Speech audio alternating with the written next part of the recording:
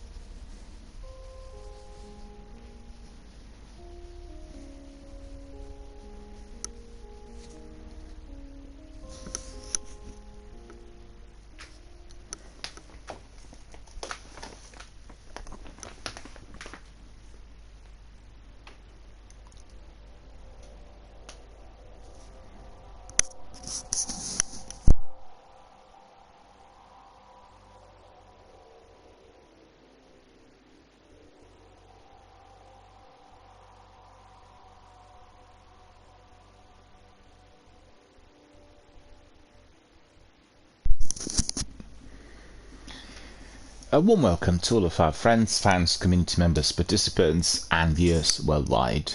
Thank you for joining us and thank you for being very valued members of our community. How's everybody doing today? What games are you playing? I'm curious to hear because, you know, there were lots of releases and many interesting titles coming our way of late. Diablo being obviously the biggest one, and everyone is presently talking about that wonderful game, and everyone seems to be loving it, the reviewers and punters alike, which is truly wonderful after several big titles launched unsuccessfully in recent months, Redfall being one of them. Very sunny, very hot, very pleasant here in London suburbs. We are experiencing a proper burst of summer. The forecast for the weekend is, I guess, the one that I do not want to hear.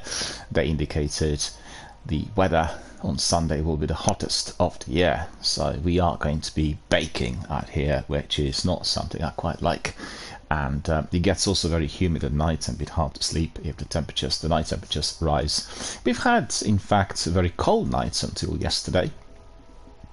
Today, the temperatures have gone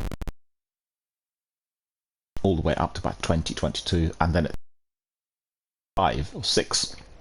Made it challenging if you were going out for your night strolls like myself, but it's quite pleasant if you want to get a good night's sleep, which is what I'm getting every single night. So I'm just a bit worried that with the increase of the temperature at night, that will be hampered. Well, let's wait and see. Anyway, coming back to what we are doing here, well, thanks first of all to everyone for watching and for sending us some messages. I had a couple of questions coming in yesterday as well, so that's really good to see. In fact, what I'm doing at the moment is beta. I'm testing the channel and the new setup, and so far I can say it has been so good, and we simply had a very good response from our regulars and from people who have been with the channel from the very beginning.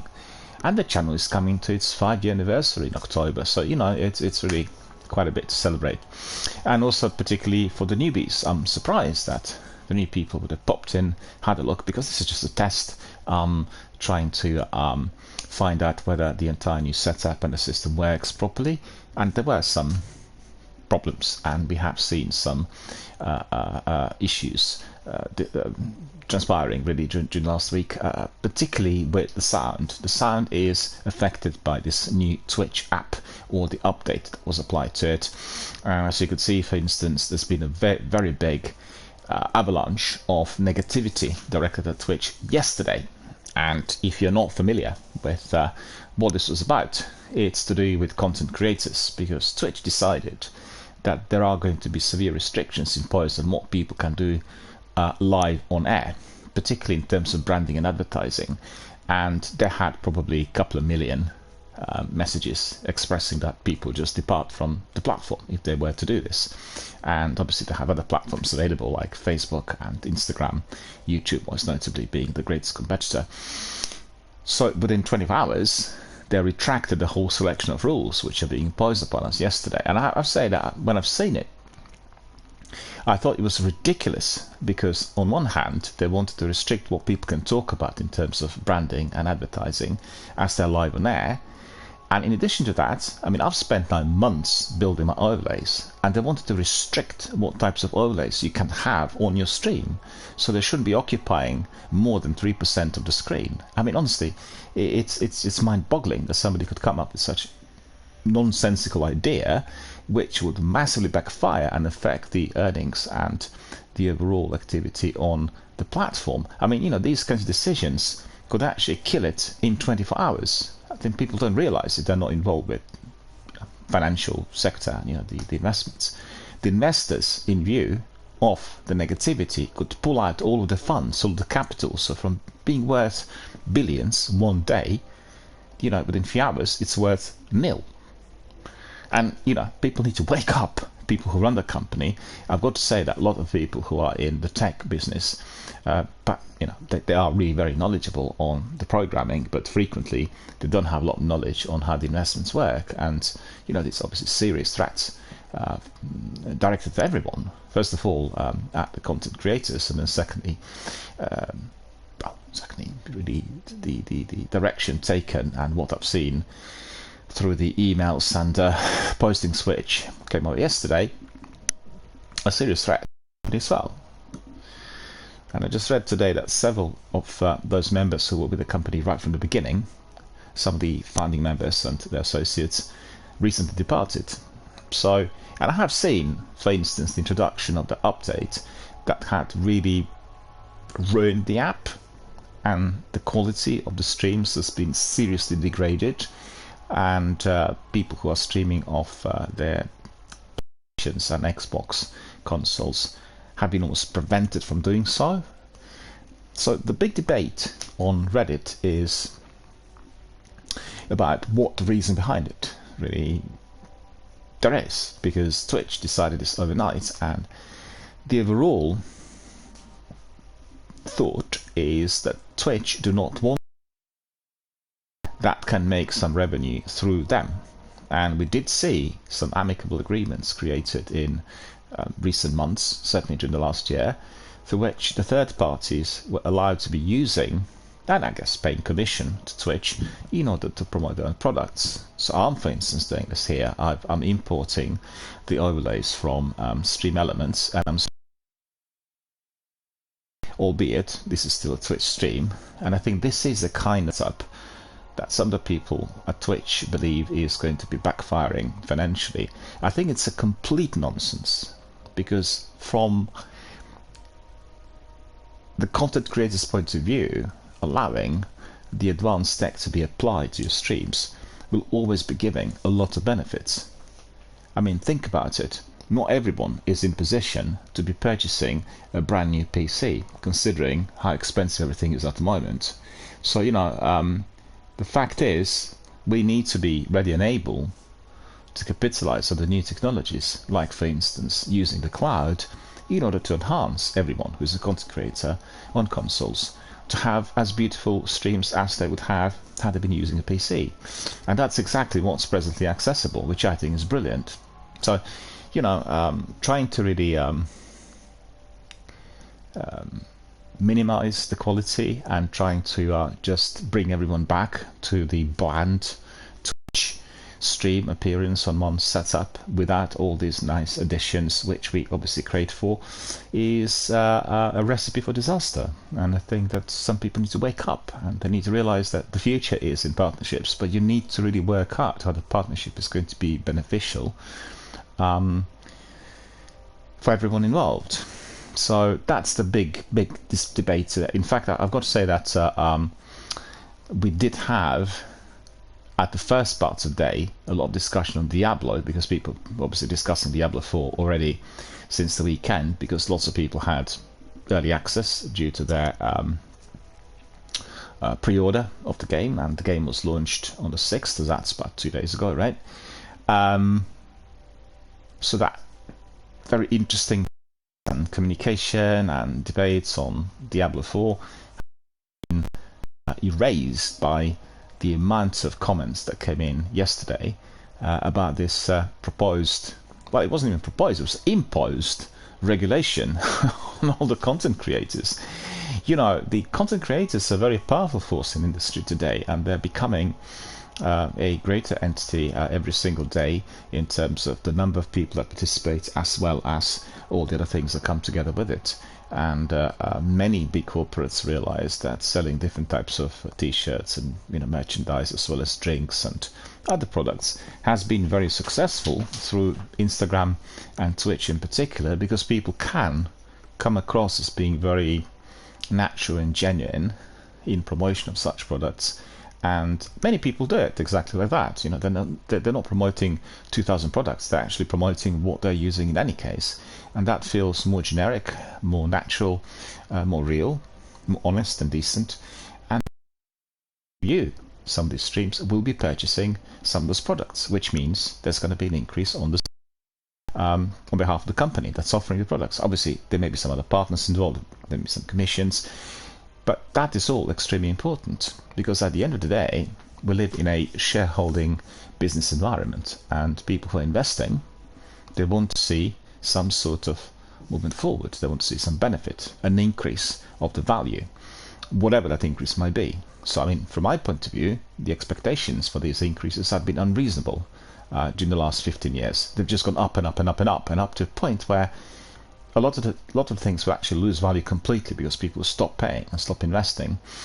But anyway, that's a story for another day, and it's something to do with the way the investment companies and particularly the investors need to think and readjust some of the positions which have been held, I guess, for some time. But coming back to the whole idea of those restrictions, the market of content creators and live streaming will be regulated. So if people think this is going to be like an infinite freedom, no, it is not going to be. And you've seen that in any other medias over the last century. If you go back 150 years, initially when photography was invented, you could literally photograph anything and sell dirty pictures wherever you wanted. And obviously, after a while, it's been realized that this is not the way to be. There has to be some sort of regulation that will tell people what they can be actually doing photography wise. Then think of radio, think of television, think of films.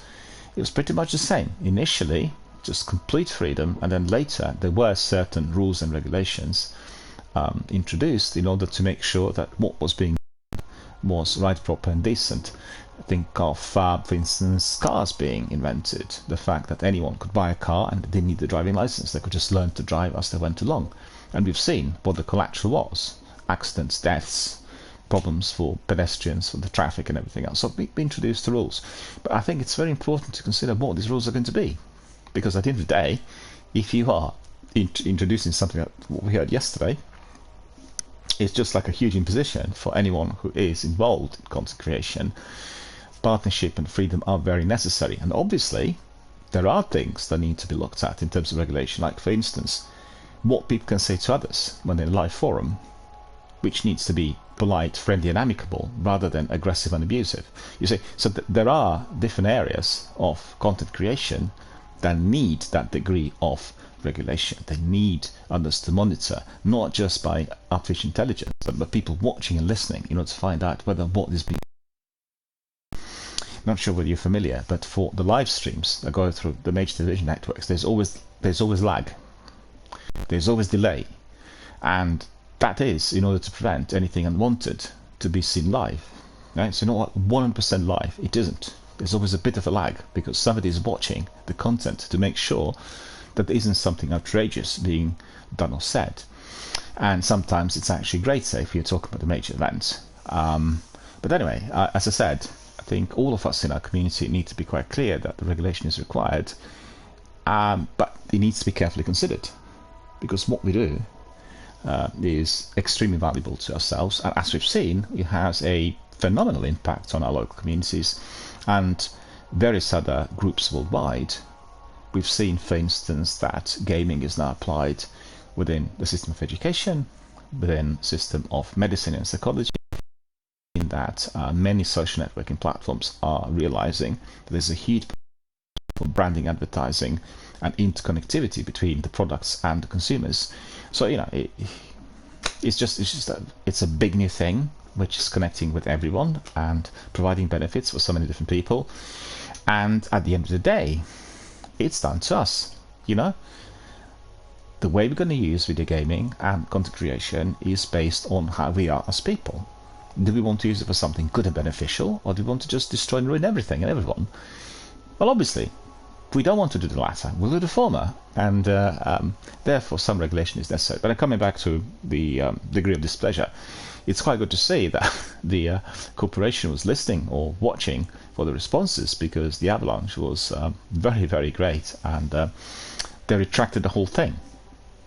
I just, just really, it defies belief. One day you're explaining as to why this is incredibly important, and next day you say, we just don't think this is necessary anymore. They didn't even apologize, you know. I've seen what they've written.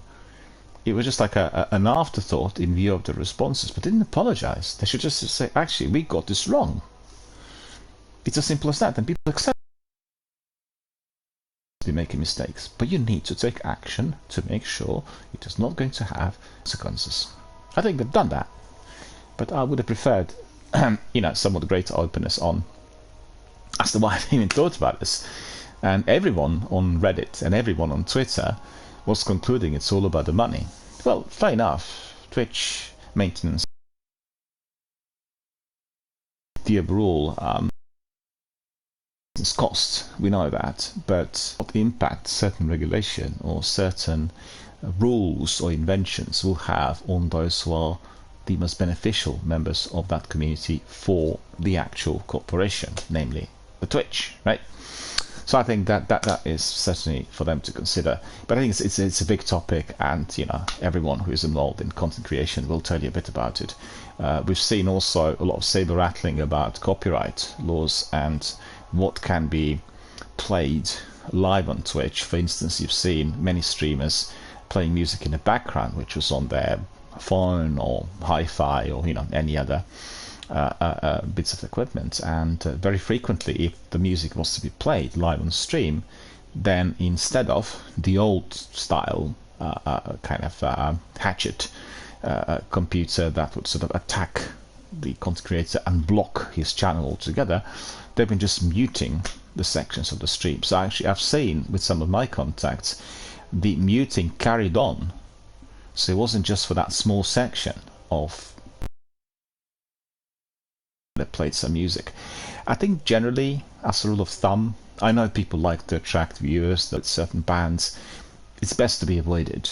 It's best to be avoided unless the music is part and parcel of the game that you are streaming, because one way or the other, the participants who have created that music within the current regulation of license and copyright, they will try to basically claw things back.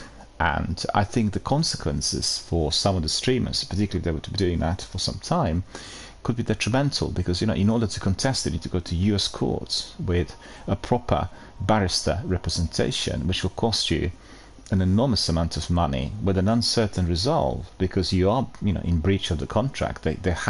Nobody reads the contract when it comes to them at the beginning when they subscribe. It's usually click, click, click, click, and that's it. But actually, the contract you agree on is the contract between the content creator and the company, and it tells you exactly what you can, what you can't be doing, and they send you frequently the amendments. So everyone who is involved in content creation needs to read this, because it is like a contract which you sign, right? It's extremely important to remember. It's no joke, and they have got the right to prevent you from using the services if you are doing something against the contract, which is exactly the same in any place of employment or any other commitment you have at university, school, place of residence. The contracts in terms of how you're going to be using the property which is rented, etc. So you know what I mean. It's important to know what you can, what you can't do. My personal advice to the streamers and other colleagues here and people in our online community is, I know you actually like doing Spotify, just think about the consequence, because sometimes these things could really happen overnight. And they were trying to pursue the law and the rules which would restrict, particularly in the European Union, the type of content which is not based on the game that you're currently streaming. But then at the same time, they realized, it's multi-level marketing. There's so many different entities involved, and if you are to be restricting one part of the chain, then there will be a domino-like, a ripple effect. Everyone else will fall out. And I think that they actually toned down some of those proposals, and I think they're still dragging their heels over doing the whole thing, which would be amicable for the content creators. But I do remember reading the proposal. It was a couple of years ago before the pandemic. I've not heard anything about it since, but it just seemed very draconian. And there was certainly a huge worry that the massive content that had been created and frequently archived on YouTube and other platforms could just disappear due to this, and being hit by copyright strikes or bans or deletions of these accounts or anything else, because obviously it's the algorithms checking all this, and then I'm not sure whether there is a person double checking afterwards. Certainly it's possible, but I have seen some horror stories, and personally I had experienced some discomfort where you would have had some malicious individuals attacking the channel which you're running by non-existent copyright claims or copyright strikes, and you could literally lose the ability to present the material to the world, and through no fault of your own, because what you put in there is in the public domain, not under any form of license, double checked, triple checked, but still you'll get people who are just malicious. They want to do terrible things, knowing that there is a very, very difficult procedure for the content creator to bring things back. And I've got to say, I have heard and have seen when you'd have a begrudged member of a streaming community, somebody who's coming into the forum and is annoying others and gets like a lifelong ban or gets communication timeouts on Twitch and generally gets blocked from a particular channel, then frequently the person who is unreasonable, behaving in a fashion which is completely erratic and uncivilized, will then resort to such measures to attack the content creator, because he will have no means to which he can contact the broadcaster, because obviously the blocks are being placed everywhere. Usually the reports are being sent to either Twitch or YouTube or any other platform that is dealing with the person concerned, and then that is the way that some people will want to attack what they believe is lack of justice, when in fact the bans and the suspensions were absolutely necessary. Don't forget, a large community that's watching something live will monitor the activities, and they will always stand together with the broadcaster if somebody is seriously disrupted. As you've seen here on this channel, we've had sometimes some very minor interruptions by people who came in as randoms, and then everyone in the squad and everybody watching would immediately jump in and make sure that they were being told that this was not the way to behave on the channel, similar to what you have on Twitch, I have on my channel. When you're entering the chat, you get the rules. So when you click on those rules, you start typing, you accepted the contract, and as the channel is moderated, you will be then monitored in terms of what you're doing, what you're saying here. So anyway, these are very, very interesting thoughts linked to what's been happening during the last 48 hours. I did say to all of our friends that we have quite a few big presentations and showcase events coming up in the forthcoming weeks, and 3 of them are emerging within the next few days, which includes also today. So tonight is a big summer game festival, and that is team. You'll know Jeff from Video Game, the biggest event in the industry, which in fact has just grown exponentially after every single year. And I remember watching it at the beginning, where it was like a small affair, but what we've seen in recent years had actually superseded the Academy Awards, which have been going on for almost 100 years, and the interest for it, the attendance, the publicity has been just second to none, and it's going to be exactly the same today. So probably bigger, better, and more diverse than what we've seen last year.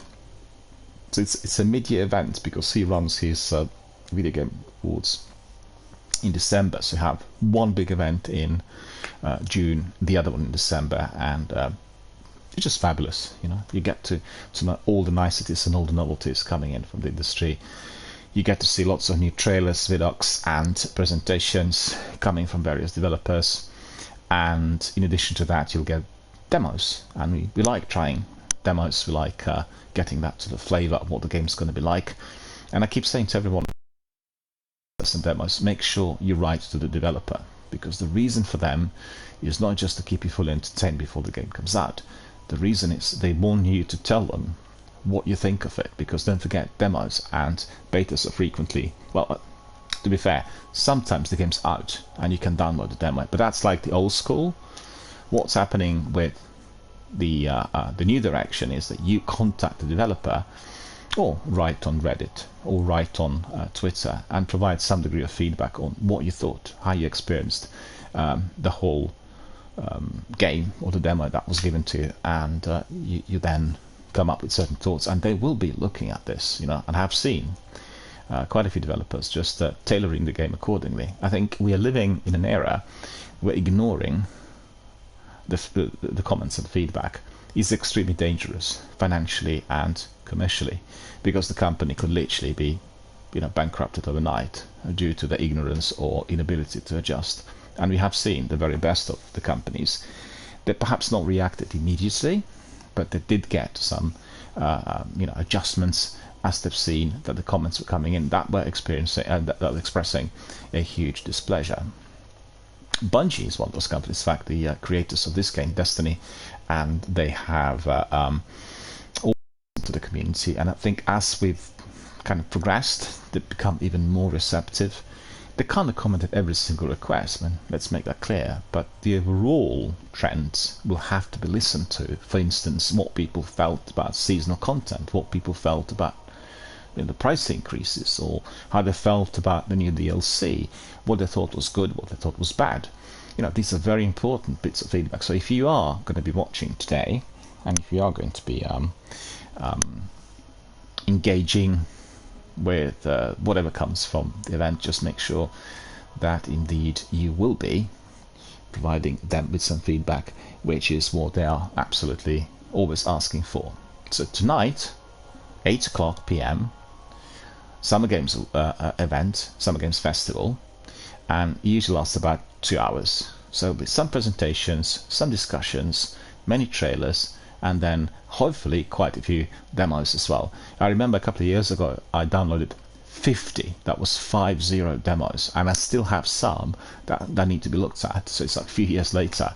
I know it's like a huge number, but there were lots of interesting games, and I bought some of these games in due course. So, well, some of them popped up on various streaming platforms of Sony's and Microsoft's, and that indeed have been very, very enjoyable. So that's the first big presentation. So for all of you who are on Xbox, you are all going to be watching the big Xbox presentation on Sunday. If you're familiar with the ins and outs of the industry, you will remember that E3 has been the main big event for almost 2 decades, if not even longer. Been cancelled. So what's the reason for that? Well, the developers and the publishers have taken a different course. They've gone down the route which is quite familiar to everyone in the US, which is, if I'm making this game, I want to be presenting it for myself because this is my product. And if we share it with others, it may just become a bit diluted. Something else may be more attractive. So, every company wants to do their own presentation separately, individually, providing what is most attractive in order to obviously get as many players and gamers or as much interest as possible. And that is what they're doing at the moment. Microsoft, Sony, all the big guys like Ubisoft, BioWare, Bungie.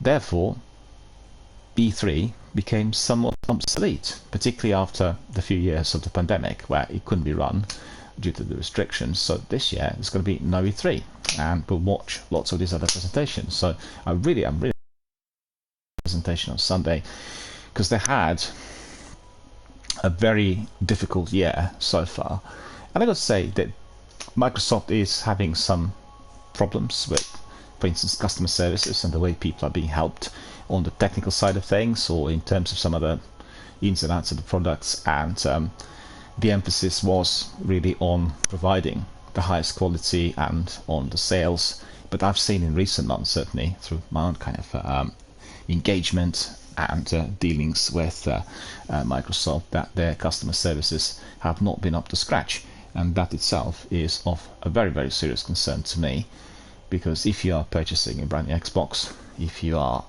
in possession of state-of-the-art console and something doesn't work, you want that team to help you immediately, not to return the console back. You're not after the money. What you want is for everything to work as it should. And there have been issues. The biggest issue is the Twitch app, which is preventing everyone who's on Xbox from streaming. It doesn't work, and you can just literally forget about it, because audio is not being recorded or given to the broadcast as it should. So it's absolutely appalling. But there are also some other issues to do with the systems which have been introduced to the console, and also they had a very disastrous launch of Redfall, which is a big title, AAA blockbuster coming from Arcane Studios, the game that they promoted for quite some time, and there was a huge hype about it. The idea was that this is going to be like Fallout within the environment of, I guess, Vampire, or the game called Vampire, or is it Bloodborne, and the other ones where you have all these kind of supernatural things taking place. And it just, the game was released too early, not unfinished, and on day one it looked like a project that still required at least 18 months of work, with the dialogue being created, with the script being written, with it's just really truly appalling. Very, very disappointing about the game, all I've seen and heard. In fact, I had listened to the Redfall podcast the other day, and they were talking to some of the developers, and they were all very excited. It's a fantastic, beautiful, rosy things about the release prior to the release, because the podcast was recorded, I think, a week before the game came out. And it's a sad state of affair, because so many people have been so excited about the game. Falls flat, and it falls flat because the game's released too early.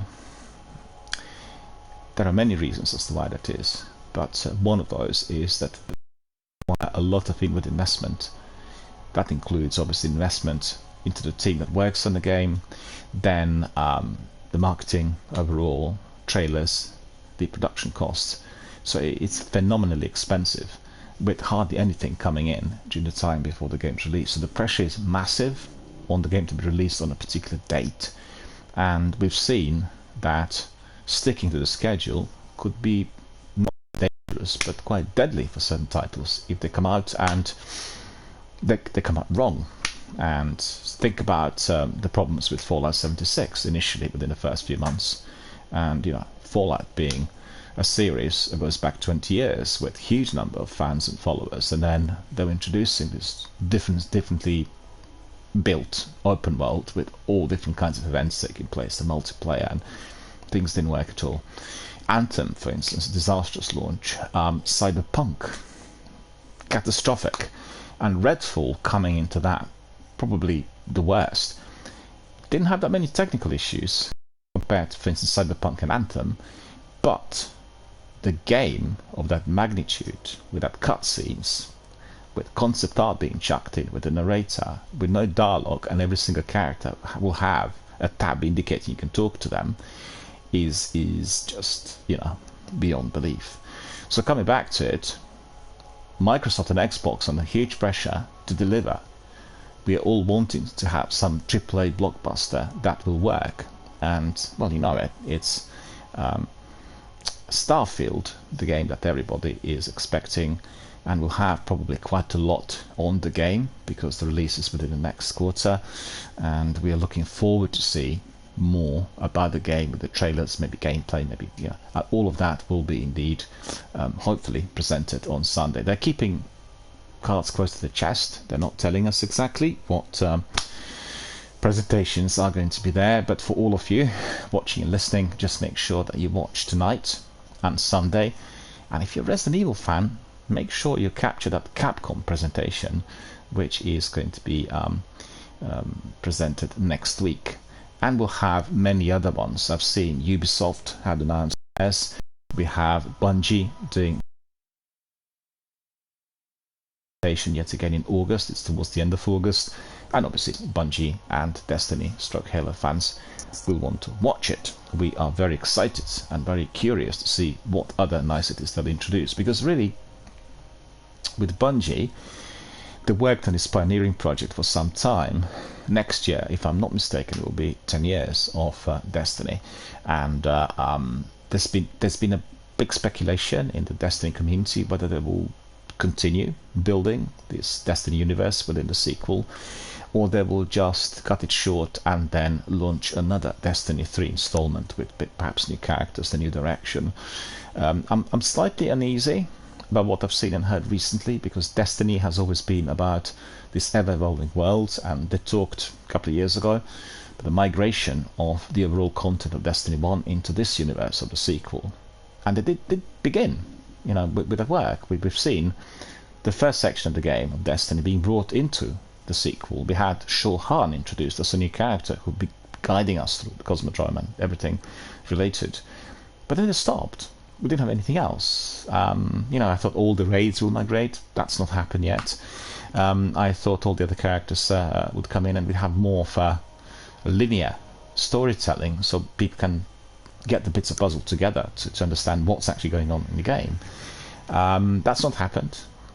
What did happen was the seasonal content that was being tailored to the narrative, so more and more of the story campaign and story-based missions connecting with all the activities. But still, in view of the vaulting, it became really fractured, and it was very difficult to connect all the different bits of what's been said so far, as well as having so many different characters who are also confusing, I think, for most of our people who are new to the game. We've had on the channel in the past the linear storytelling presented, so we were doing everything chronologically in Destiny 1, thinking and hoping that we'll understand everything better. It actually backfired.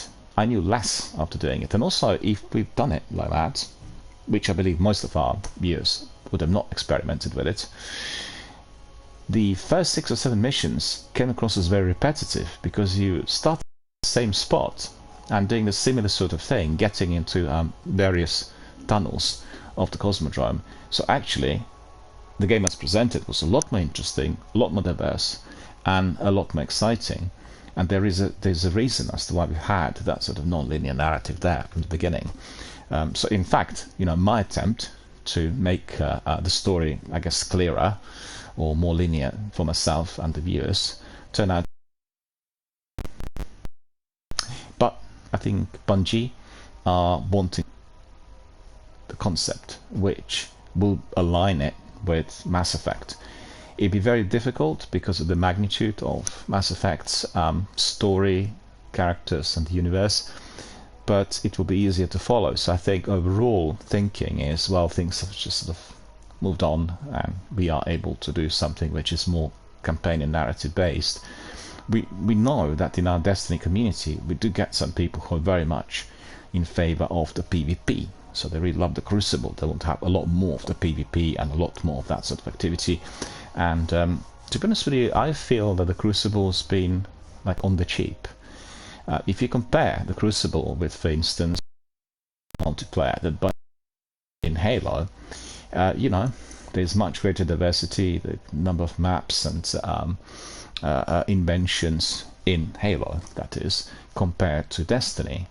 I find just the Crucible to be the weakest part of Destiny series altogether. There should have been a lot more investment in that degree of development, and for my liking, we could have had some maps like death matches as they stand today, with elimination control, etc. But we also could have had a map similar to Warzone, like a very, very big map where people can play the game tactically. So then this section would be aligned with the other shooters, popular ones, and I guess survival games like PUBG, like Warzone and Apex. So that for me would be definitely the step forward, and something that would enhance the overall experience of PvP in Destiny.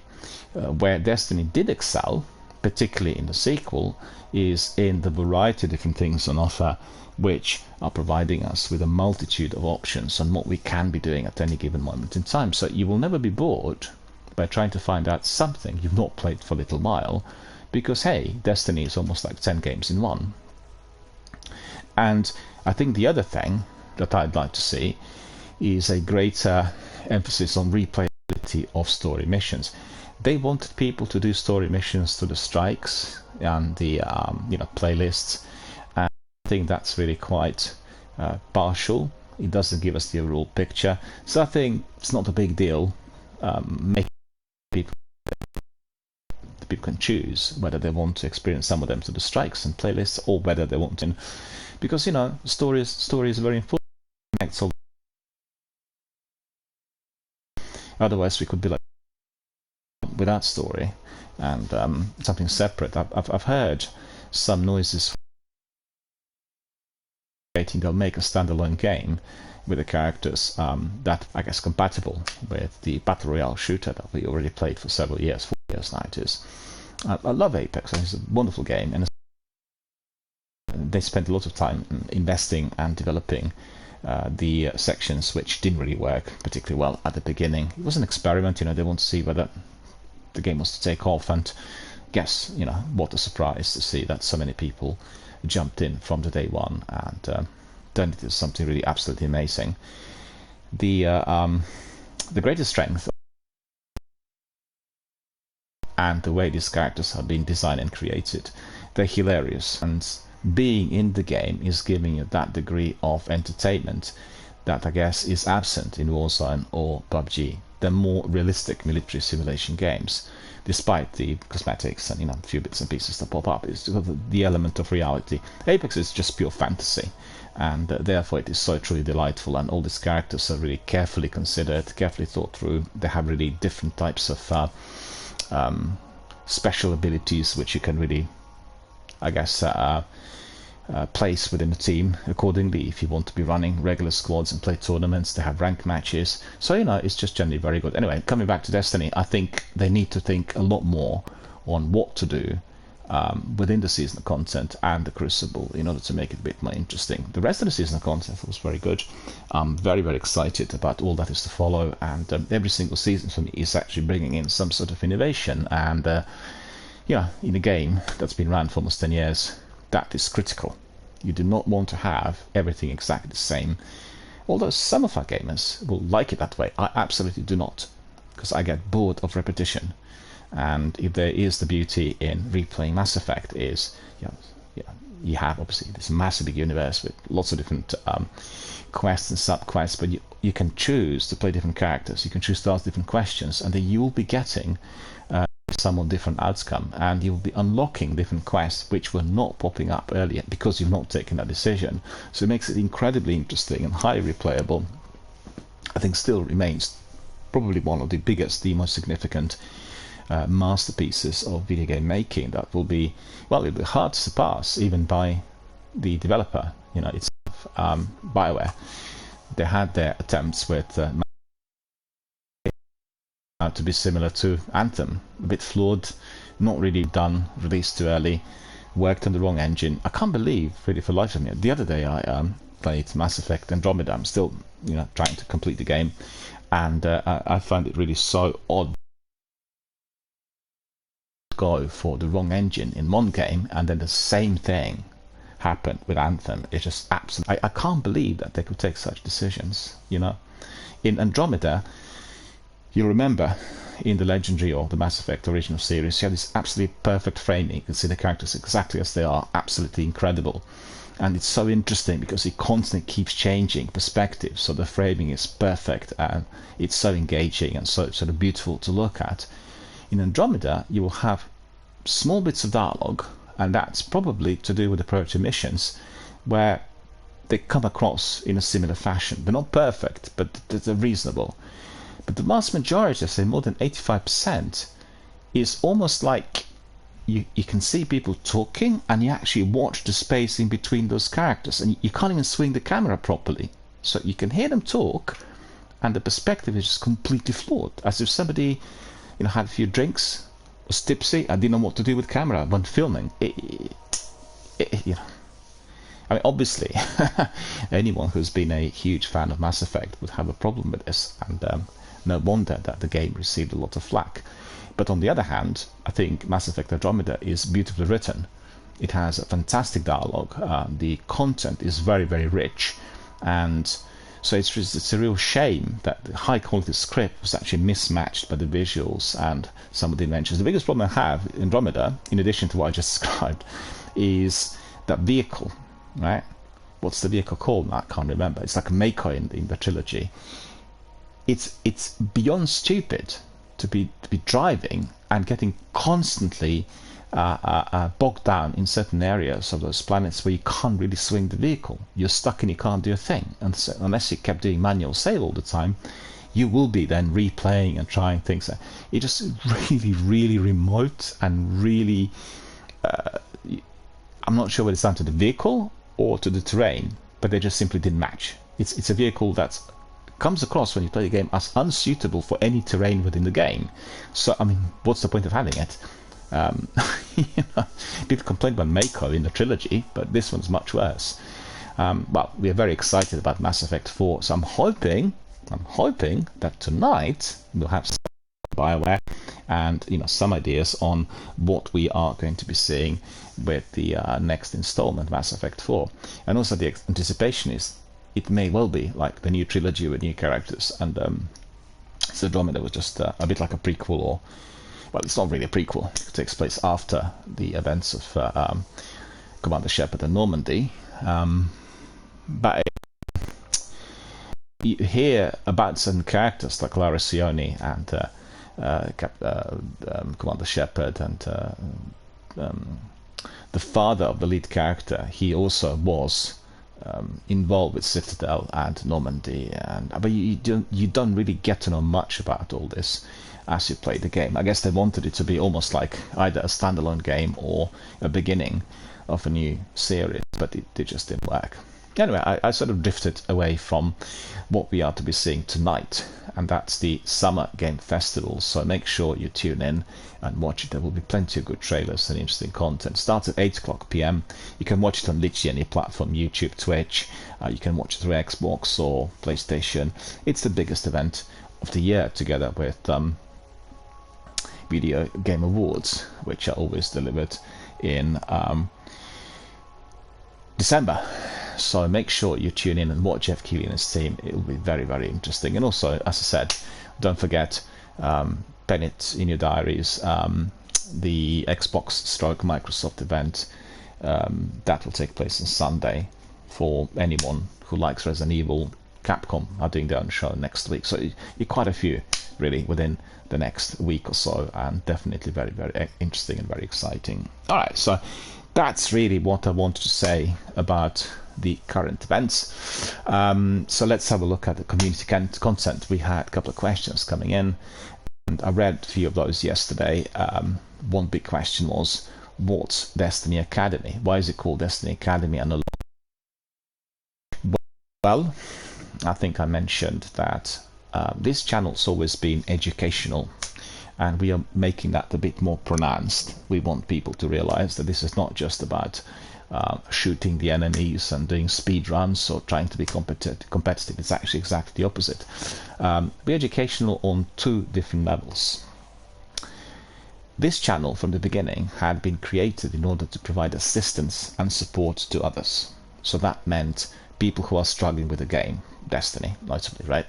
People who wanted to learn about the game, people who want to acquire certain tools, pinnacle weapons, complete certain activities. It's helping them as gamers here within the game. On the other hand, the channel was also providing space and time for those who are feeling vulnerable, people who are in the need and living in our local community, feeling isolated, alone, alienated. So by coming here, they get to know about Destiny, about different tasks, how to get these weapons, but also get into that sort of social chit-chat where they connect with other like-minded souls from around the world and make new friends and feel happy about being together with others. So we're just making everything a bit more pronounced. The education element is about this game and video game industry overall, as well as gaming communities. So we talk a lot about the new releases, new games, showcase events like the one tonight, and our community when we raise different questions and we sort of chit-chat amongst each other. Then on the other hand, we also want to be educating people on what is the need in our local community and what does that mean for people who are experiencing some degree of difficulty, people who are feeling more vulnerable. So the channel is providing that degree of education as well. We've had quite a few people who experienced certain vulnerabilities here, who played with other gamers here, Destiny and other games, Warzone, Apex, and the Division, the ones which are streamed over the years, and they felt really very connected with everyone. So the forum was providing space and time for everyone, first of all, to have fun, to feel together with others here in our community, which was probably most pronounced during the pandemic. We had absolutely phenomenal sessions with many people coming when nobody felt alone at any time, and I still receive messages from some of those participants indicating that helped them to survive the pandemic. So it's just there could not be a better word of praise, but that's exactly what we do here. So to summarize, the education is about the gaming, everything games and gaming related, and then also about mental health, about emotional difficulties and vulnerabilities. And we are going to be connecting the two at all times, because as you've seen, video gaming had been applied recently, that means in the last couple of years, within the system of education, within medicine, particularly within the psychological medicine, and it is being constantly monitored, explored and analysed in terms of its benefits. And I've seen very many benefits in the course of the last 5 years as I play games here on my channel and was able to run my community of gamers here live on Twitch. So anyway, we are going to be exploring both of these sides. So Destiny Academy comprises of two, and it's called Academy because obviously we have lots of participants and people want to be reaching certain levels of the knowledge in respect of those two fields. So that is the future. That is what we are going to be doing here, and I'm very glad to see that. Oh, we have Sekapupu in here. Hello, Sekapupu. How on earth are you? Great to see you. Great to hear from you. As you could see, the Destiny is back, and we are. Well, I'm testing this as yet as beta, and I think I will be probably completing the tests by the end of the week. That means Sunday, and then we'll crack on with the regular streams and the full format, as always. Destiny 1 and Destiny 2, that is. So that's the main focus of the channel. We'll throw in other niceties, and we'll throw in other bits and pieces. So very glad to see that Sekapupu is joining us. I talked about you a bit with Matthias and a few other chaps who popped in. Sonny was here the other day as well. He said hello to everyone. But he said because he gets very loud, he wanted to be just a silent observer. I said there's no need for that. He said he's just silently watching. It was really funny. He did say to me that I was the glitch when I was complaining about the glitch on Twitch, so that was very funny. And yeah, so coming back to the main thing that has been introduced here formally, in addition to sort of formalizing the different aspects of the channel, that's the work on fundraising. So we want, through our work here, through the support of our communities and all other participants, to first of all raise the awareness amongst community members as to why charities and the companies that work within the good causes sector are so important for everyone, particularly in our country, the United Kingdom. And we have charities in other countries. I think in the US is something similar, although significantly different compared to what we have here. And we want to be raising the profile of certain charities for the overall community members and people who live in our towns and cities to recognize that their work is unbelievably important and necessary. And people who work for these charities save lives. And I had selected Mind charity, so it's the Mind UK basically, as the first one that I'm supporting. And there's a reason for that, because I've had a long-term connection to the charity in many different sort of aspects of my professional life and activities over the years. It goes back quite a few years. And they are the charity that is very much under pressure presently, because they require funds and donations and financial support, but are experiencing a huge influx of people wanting to use the services.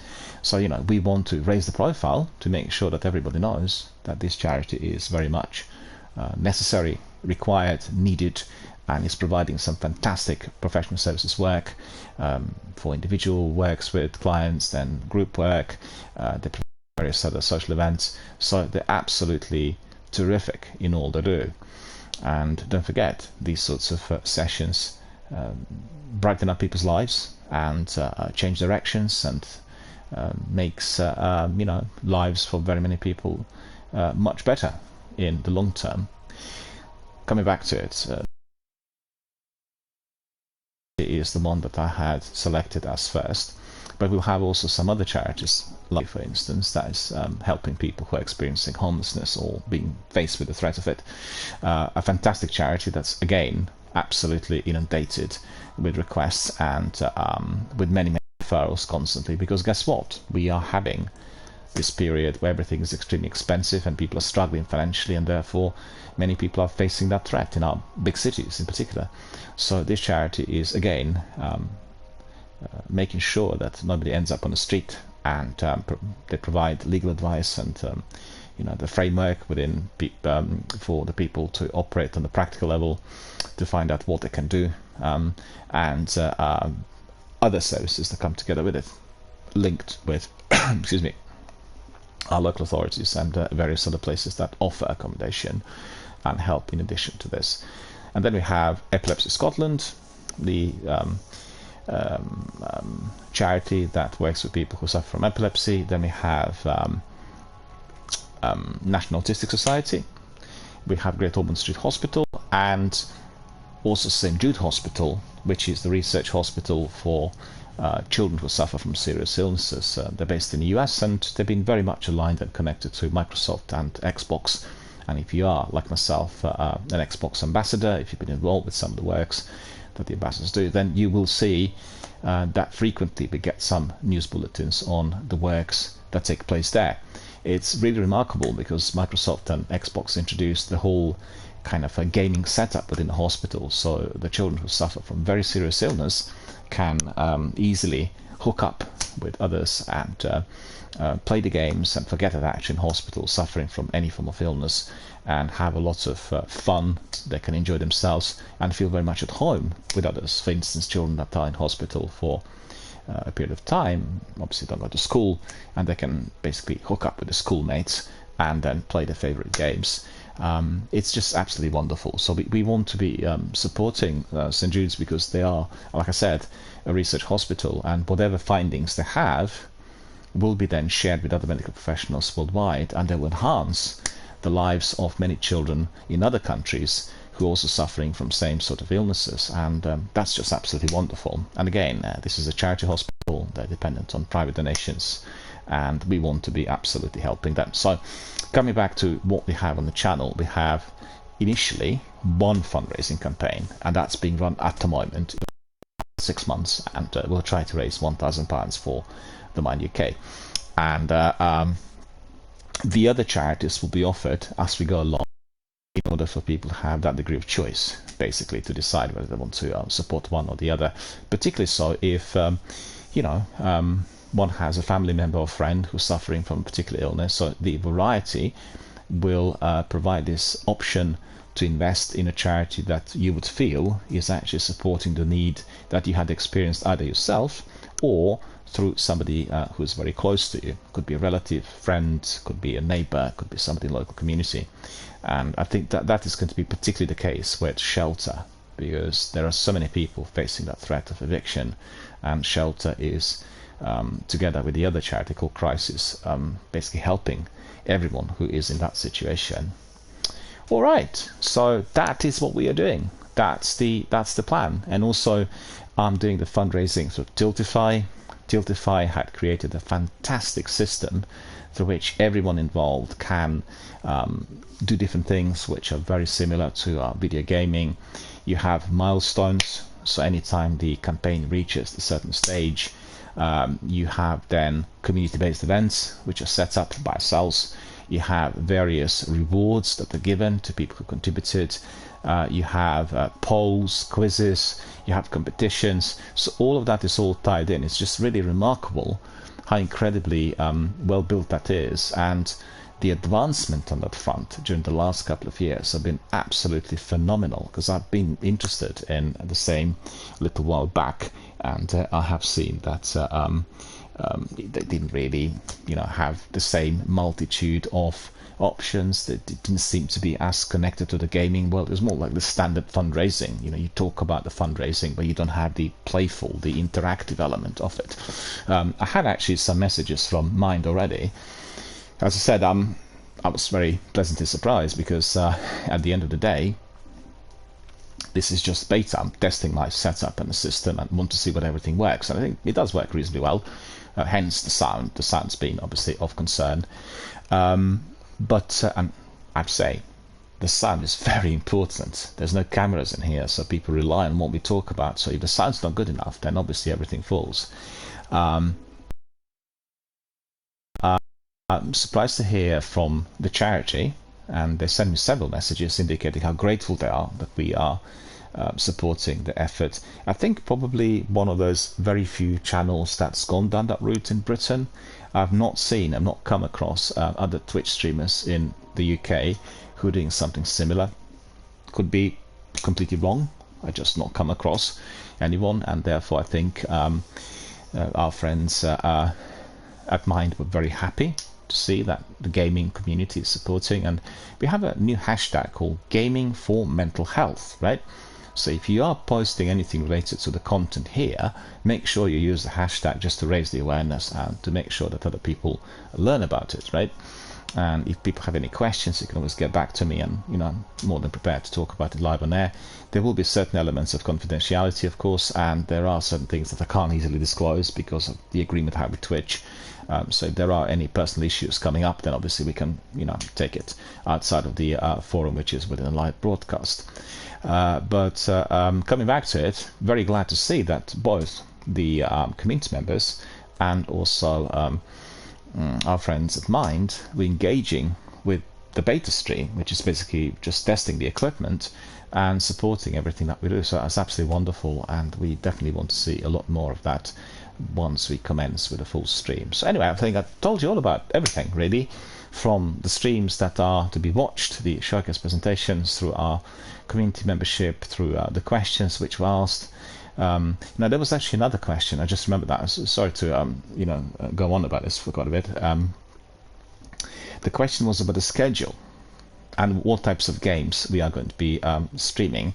It was one of our regulars from Newcastle who has been asking me this, and well, I can answer this question. First of all, the channel's always been connected to Destiny. Destiny has been the backbone of this channel from the beginning. I did have series with other games like Warzone, Apex, and The Division, because these are also very much community-based games. It's a multiplayer. We have large communities attached to every title. But Destiny is the most amicable, the most friendly, the least competitive, and it does have the greatest number of participants in here. So we'll carry on with Destiny 1 and Destiny 2. So the streams will combine the two. I'll swing from one to the other, particularly due to the fact that we have a lot of new content coming in with our seasons in the sequel, so we can always do the content as we go along here, and then go back to Destiny 1. I've seen that it's quite well.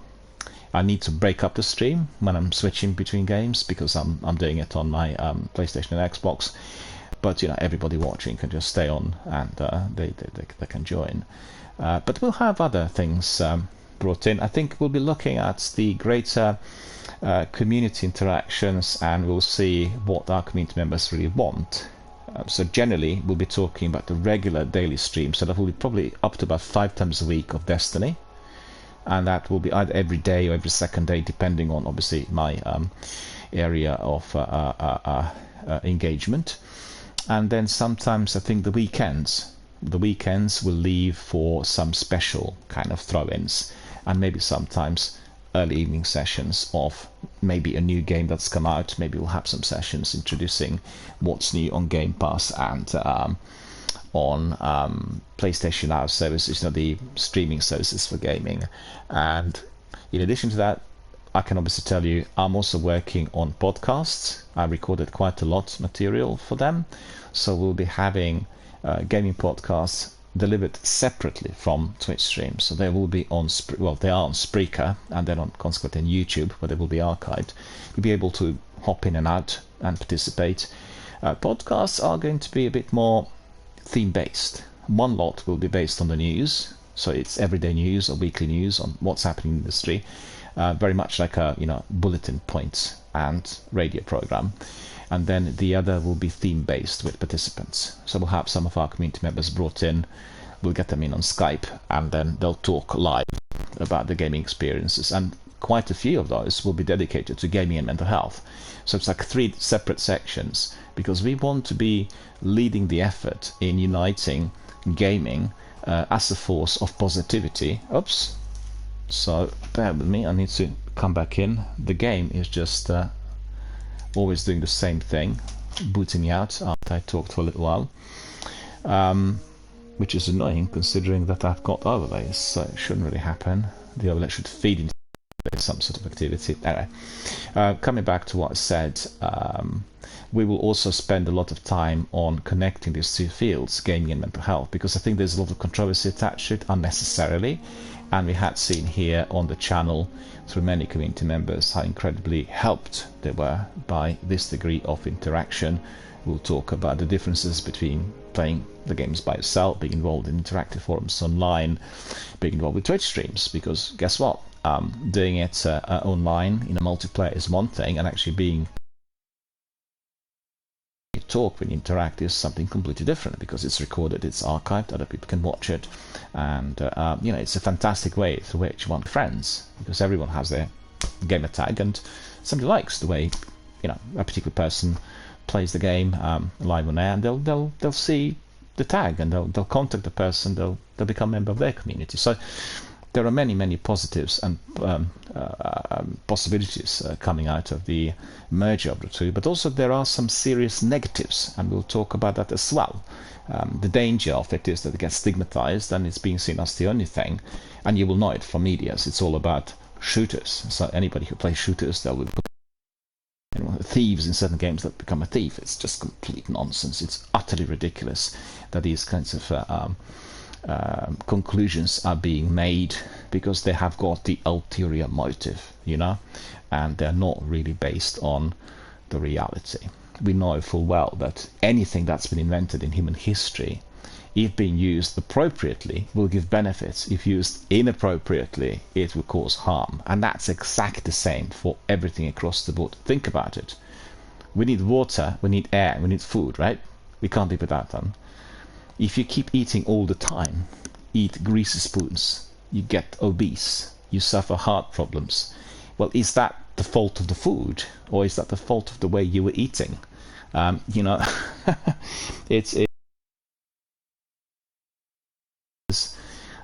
It's the way we approach what is basic existence and how we are dealing with it as we carry on. Could be the other way. Could be somebody, for instance, drinking too much water. Drinking too much water at once is potentially deadly. So again, we need water in order to live. We are 75% made of water, but if we are abusing the access to it, then obviously that can backfire and cause us huge problems. I'm just explaining in the basic terms that we need to be always modest. We always need to be thinking what is the best for us, and a variety of different things on offer in life can be used in order to give us benefits, or indeed, if we are doing it in the wrong way, they could cause us harm. It's very important to conceptualize this is not just about video gaming. It's almost about exactly the same about everything. And let's think of exercise. If you exercise every day, moderately, it's phenomenal for your overall physical and mental health. But if you are doing it excessively, and if you're overdoing it, the first thing you'll see is you develop injuries. And at some point, if somebody is perhaps of a certain age or of a certain health condition, it could be extremely physically dangerous. I'm trying to put it in perspective, and we want to be dispelling certain myths, because these myths are very, very damaging for everyone involved. And I think it's essential that there is a forum through which people can actually learn what this activity is about, and as to why I personally see, as a senior health professional, why these activities are extremely beneficial, particularly for those people who live in remote areas. So, people living in smaller towns and villages, and they don't have access to the services which are present in our big cities, and therefore such forums are absolutely like a godsend. I mean, just go back and rewind, see on playback what we did during the pandemic and how incredibly important this was for so many people who were playing games with us and talking and communicating and dispelling the myth of COVID and talking about the problems that the lockdown and the overall isolation.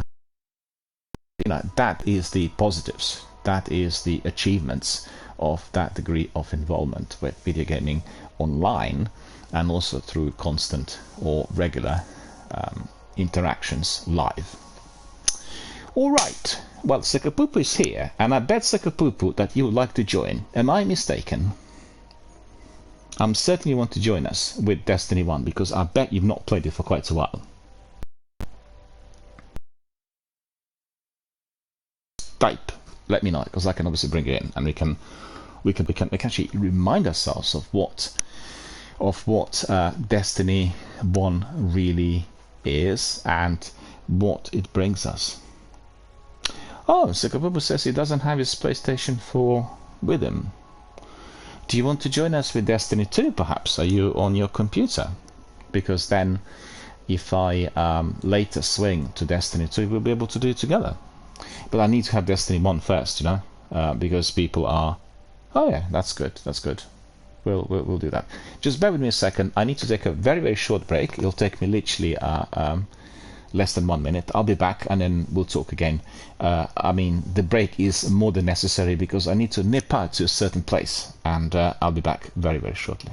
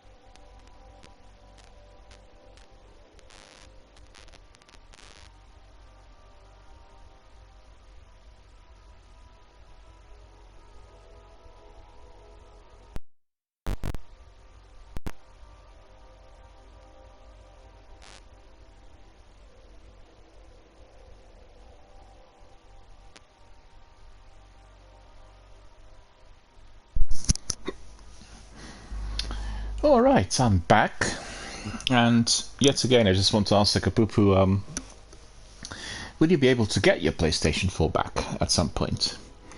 Will you be able to engage with Destiny 1? Because we'll have a lot of Destiny 1 in here. It'd be great if you could, because obviously you being our regular participant live on air and our dedicated community member, it would really be great, particularly when I start with my full streams from next week. So what do you think? Is that going to be possible?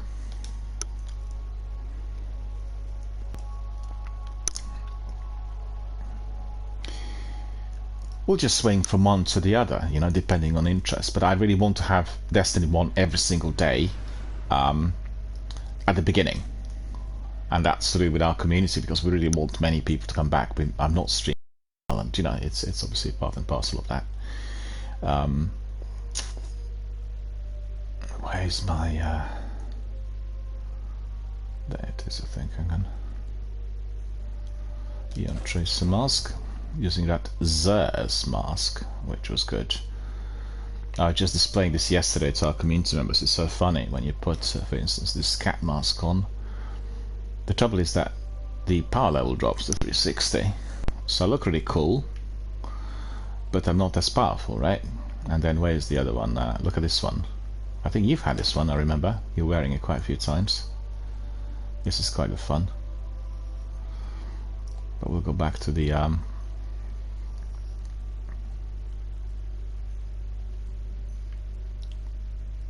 there it is. So that's Hood of Malok. This one's masterworked already, so we can get rid of this one. We don't need it. Right.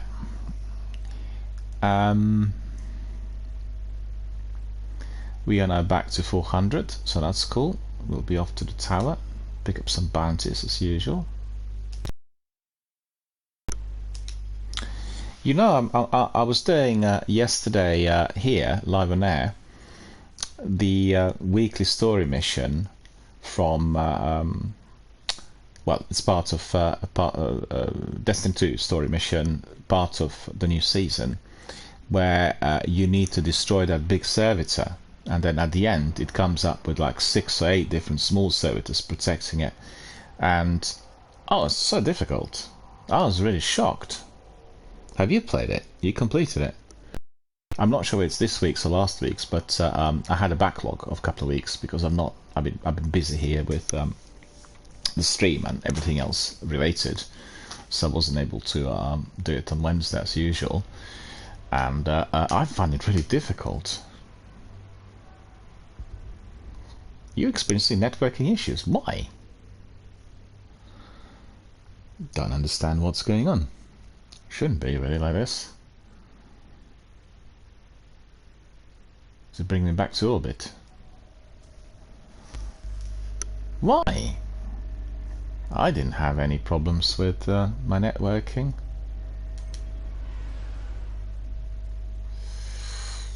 Oh, go back to the tower. I think I keep getting messages that the router I'm using for the internet, which is a 5G 4G router, is has like default settings on NAT strict, and sometimes there are issues with some of the games, but absolutely nothing I can do. You know, they're seldom like this. I've tried to change the settings, it's not possible. It's to do with security protocol. And I want to ask Sakapupu something. Would you say that the picture quality is a lot better compared to the past? And do you like my overlays, which I've got there, saying Daniel Miller Gaming and tips and Twitters and all this? What do you reckon? Is it looking better?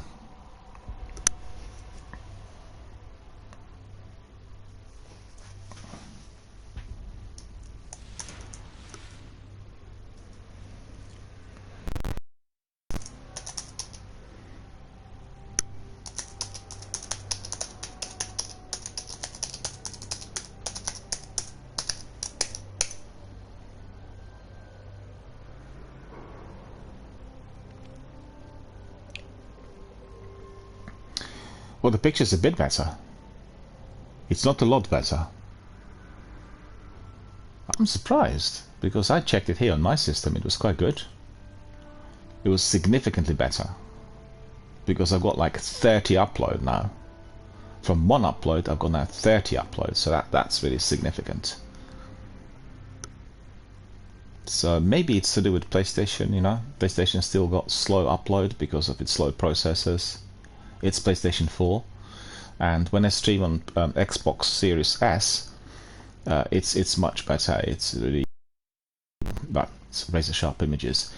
The problem with the Xbox Series S is that Twitch app integration that was introduced a few months ago. You can't stream properly because there's no proper audio. Audio is catastrophic. The voice just keeps coming and going. It's like talking in the wind, and therefore, and I've tested it for several weeks, and it just didn't work at all.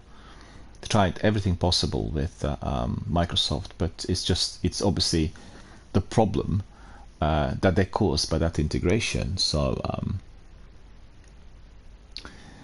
right, so what we do here, first of all, we'll have a look whether there is anything left here with Katie, Postmaster. Oh, it's just one. Okay, we'll collect this. We'll go to Master Hall and then decrypt. Let's see what you found out there. I'm so rich. Look at that. Nothing's impenetrable. Oh, we don't need this one. I've got almost 2 of these. 390 both of them. Okay. Exactly the same.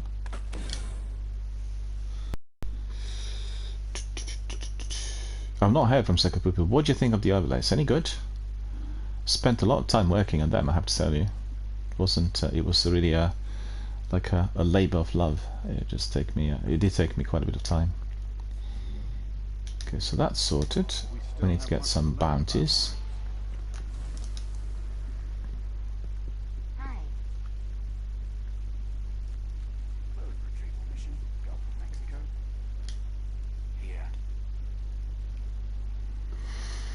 I quite like the new season. Fishing, diving, and some of the story missions I've seen so far were just really good. So I'm really happy. I can't actually complain about seasons generally. I thought they were quite good overall. The only trouble is, for the first few weeks, I have a lot to do, and then towards the end, it becomes a bit repetitive with certain grinds and tasks, and you know. But lots of said that they'll do seasonal content within the first 3 to 4 weeks, and then they just wait for the new season to come out. They complete the whole thing, you know, the rewards, and then they. I'm curious to see what they'll do for the future of Destiny, because they'll have to invent some new systems and you know, new campaigns, characters, because people get bored. And I need to go and examine what they have in Elder Scrolls Online, because I've listened to the podcast yesterday, no, day before yesterday, which was you know, through Larry Hariban, Xbox Podcasting. One of their top guys was talking about the inventions, and he was talking about the options where you can kind of step in and play the whole narrative, or you can just pick up whatever you want, any DLC or any sections of the story, and do it separately. So I'm quite curious to see, because obviously Elder Scrolls Online does have a huge challenge, which is the narrative and the story that we've seen in standalone games, the single player games, and I'm quite curious to see how this all together works. I've looked at it. I've not played it a lot, and it's just because the game is massive and requires like huge dedication and regularity. I couldn't do it at the time, but very, very curious. I want to see what it's like, and I think the system that they have could well be of interest to Bungie and the future of this game. We have to see. Okay, we'll take some Vanguard. Oh, that's all. Okay, that means that I've got some left. Yeah, I've got some left from our previous sessions. Okay, so that's all there. Is Sekapupu still there? You're probably doing another game, or playing Destiny 2 rather than Destiny 1. So where's your PlayStation? How come you haven't got it? Because previously you always had it.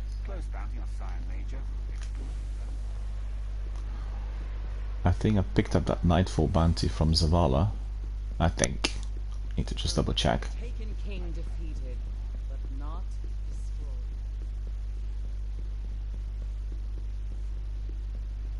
I have a dozen warlocks watching the Ascendant Planet. Watching his every Like what you see?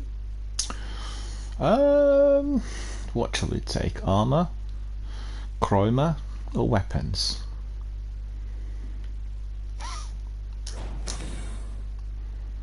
Armor. See what we've got. Any good? Victim's cloak. So what do we get with it? The usual intellect, automatic rifle, sidearms, Crucible champion. Okay, we don't really do the Crucible here. Oh, I see. I see. Okay. Sekapupu says he moved away from his previous home, previous place of residence, and he just left it there. Okay. Well, you know, next time you visit,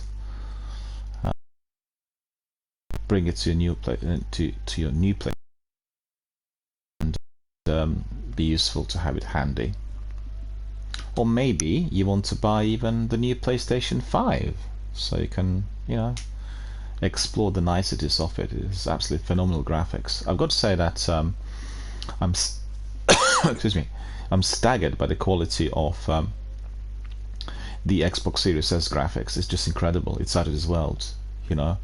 When you play on PlayStation and then you just suddenly swing from let's say play you know, Destiny 2 seasonal content, and then you migrate to Xbox Series S straight away, the difference in visual quality, you know, the quality of graphics and resolution is incredible.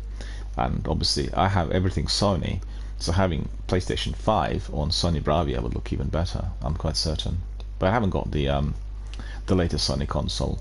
I was actually considering whether to buy it together with Xbox, but then I decided not to.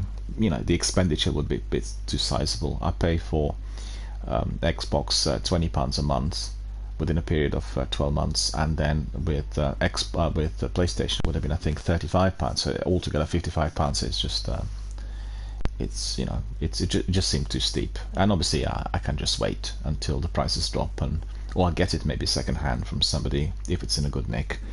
So we'll see. Bogota. We keep getting this one all the time. I don't want any of it. Not interested. What else have we got there? Nothing. Alright, I'll be right here. Our confidence. You've heard that Cade is coming back. Just wondering in what shape or form he'll come back. You've seen the trailer, have you? Make sure you watch that Bungie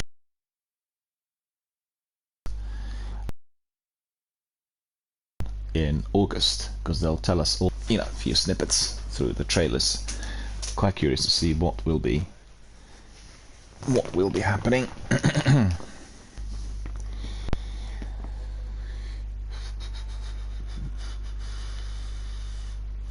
So we'll go to orbit. First of all, we have a look at the view. We'll gather our thoughts, think about the loved ones, the places we kind of cherish, treasure the most, and then we'll be off to another battle. We always do that. When you go to a battle, you never know whether you're going to come back in one piece. In this game, you know full well you're going to come back in one piece, but that's not the case if you're out there in real life. Right, so we picked up all these nice bounties. I almost forgot that the system in here was allowing us to get into the Nightfall and... Mind you, let's see. There's a fire, sigil. Let's try that. Very hard. What do you think? Ironclad, Specialist, Berserk, Void Burn, and Epic. Okay, so what's this? Epic means heavily shielded and highly aggressive enemies appear in great numbers, so that's swarms of enemies. Void damage from your source is greatly increased, so we need to be careful with Void. Minions of the Darkness won't flinch even after massive damage. That's Berserk. Specialist, special weapon damage is favored.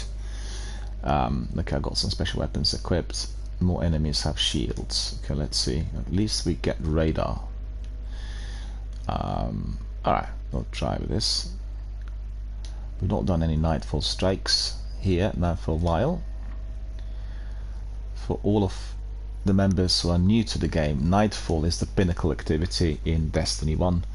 Together with raids, one of the most popular sections of the game, and together with Sievers, it's very frequently played. The Dust Palace is lost to us again, back in Cabal hands.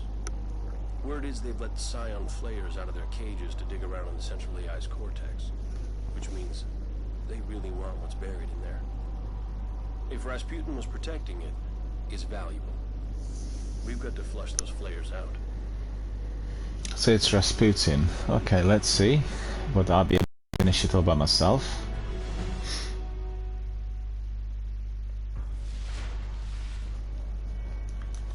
According to Vanguard reports from Cade, the Scion flares are already at the top of the Dust Palace. We'd better move.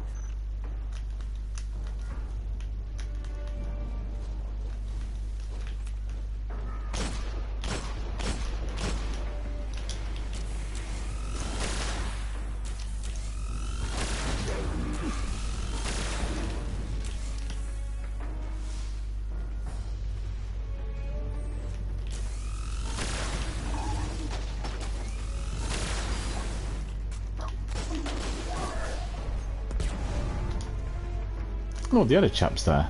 Well, that's good.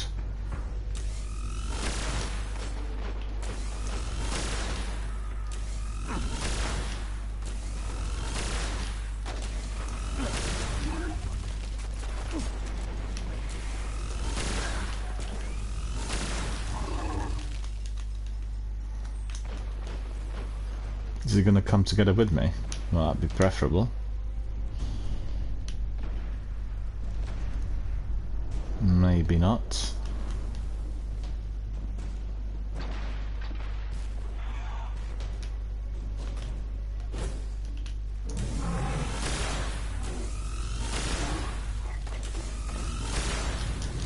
Well, I'll need a lot of ammunition in here.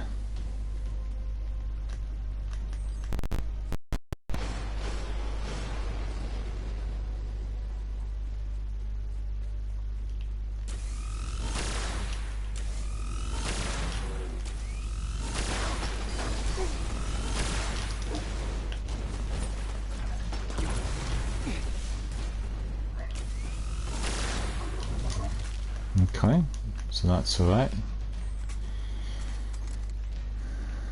It is down here, isn't it? I need to go to.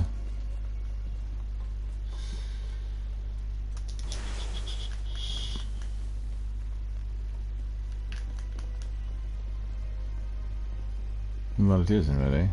Maybe got it wrong.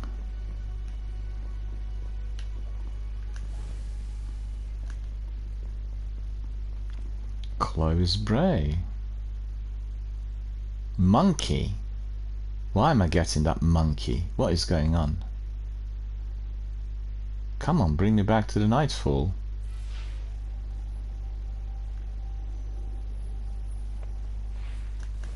That's odd.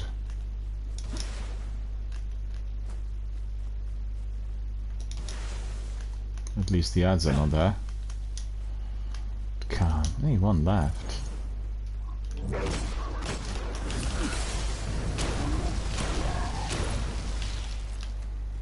Well, that's good. That worked.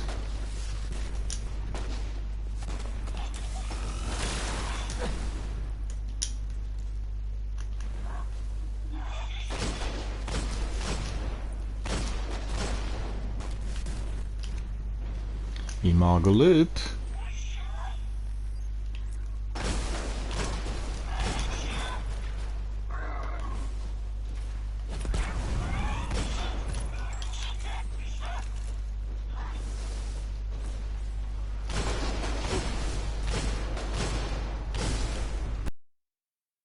It's annoying, you know, I can't really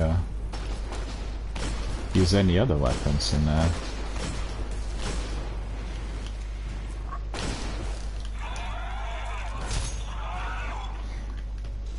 Well, there was some other ammunition in there, wasn't there?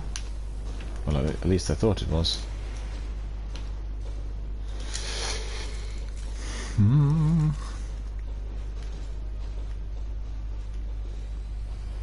Sakapupa likes doing Nightfalls all by himself, right? So I'm doing exactly the same thing today.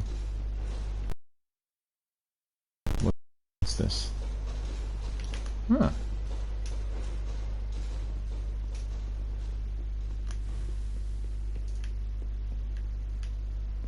What is this? That's no through. Okay.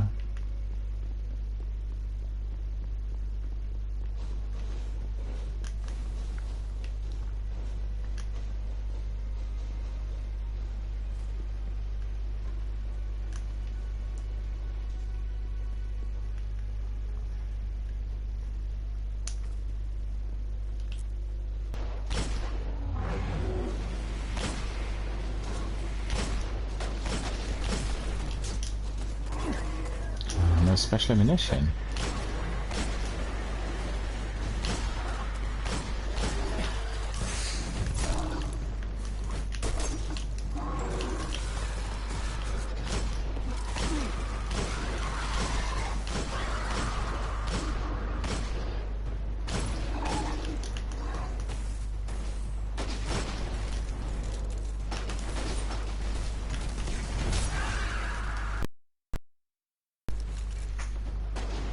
Chest.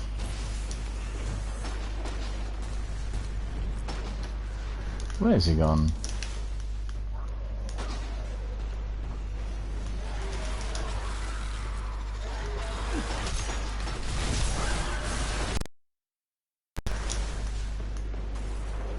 I must not forget that this is a Nightfall strike, so I can easily get eliminated.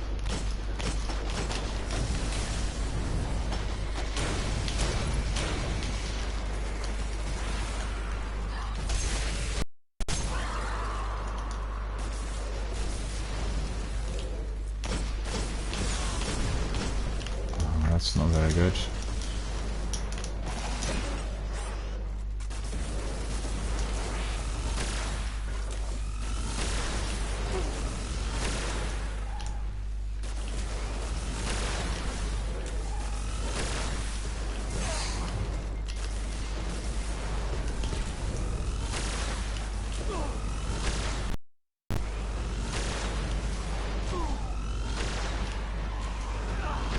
I don't get it. Why is he not dying? What is going on?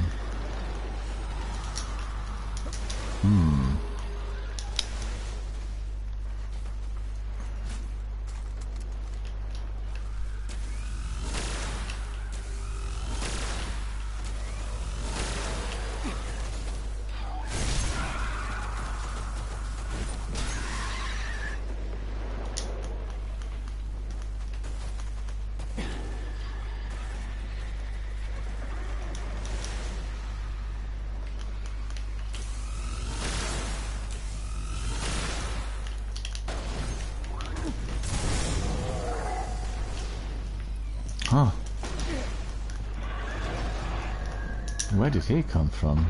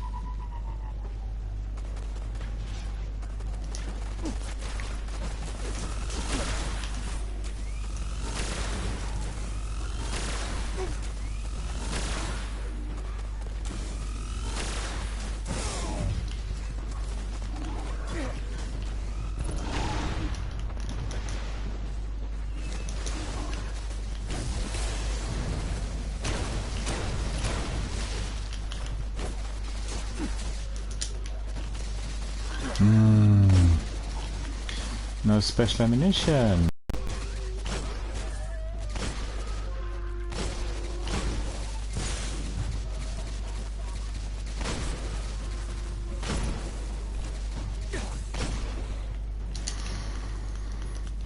Pick up some more.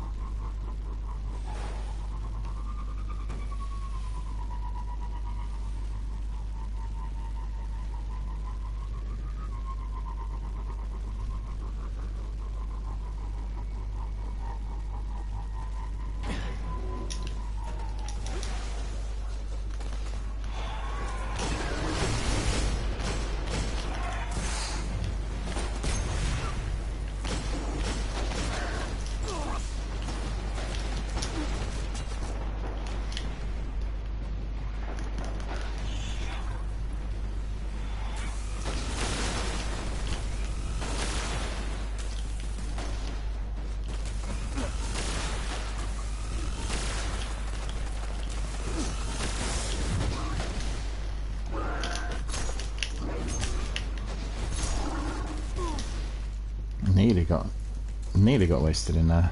It was very close.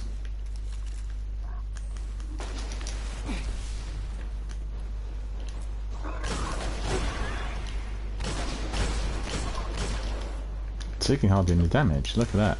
It's very strong. No need to get out. So that'll be too strong.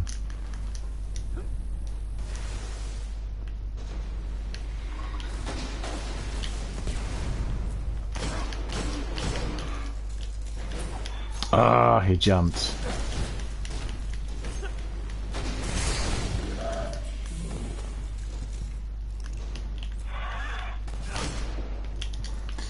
Oh, that's good. At least I've done something right.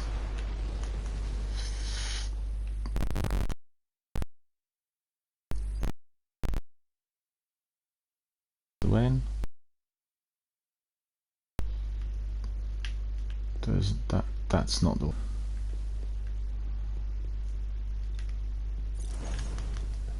Losing it.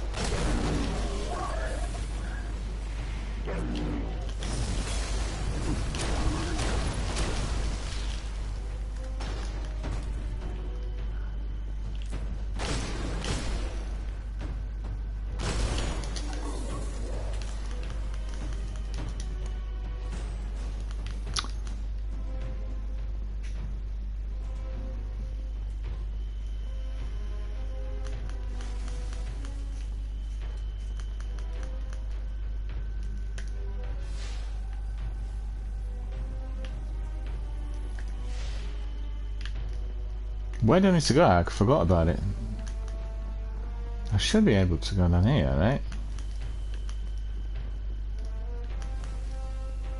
Because the raiders are actually telling me to go somewhere else, and it's really weird. So when I go up here, it's asking me to go downstairs.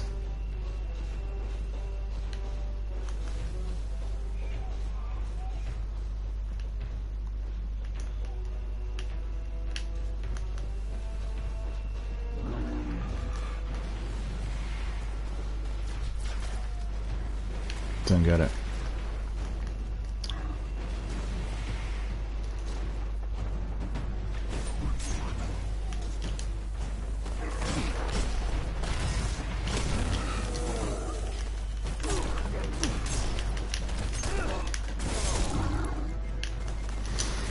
At least I got some extra ammunition.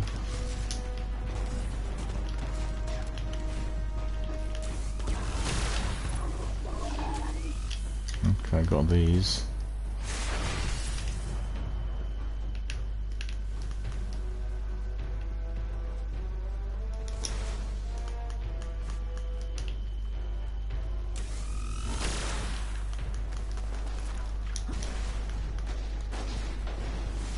Oh, Simon's here. Hello, how are you doing? Good to see you. Thank you for joining us. How are you, sir? How is everything? Scorching hot in here today, and it looks like we're going to be hitting 30 degrees on Sunday, so it'll be proper summer. Not looking forward to it, I've got to admit. It's going to be too hot.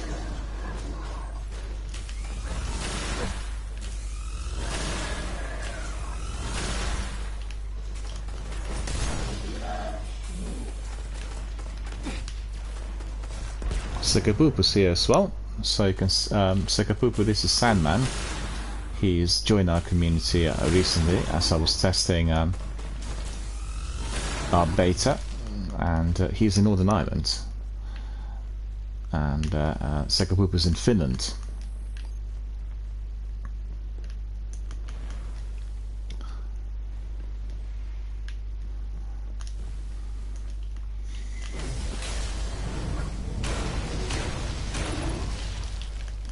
Oh, so nice. Where is he gone?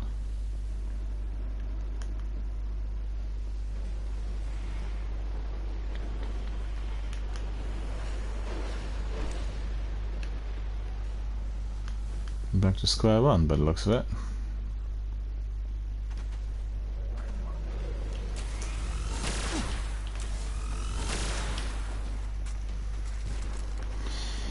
Simon says, I'm good, thank you. How is everybody else doing? Yeah, not too bad, not too bad. Today I had an early start, and I got up quite early. Went to bed very late, and yesterday I had a fairly quiet sort of stream. Wasn't really as hectic as usual, and then I went for a swim. Then after swimming, I've gone for my usual nightly stroll, had some to eat, went to bed, read a book. It's good. Need to get away from here because somebody else will definitely get me. Hardly. Oh no no no no no no no no no! Hardly any life.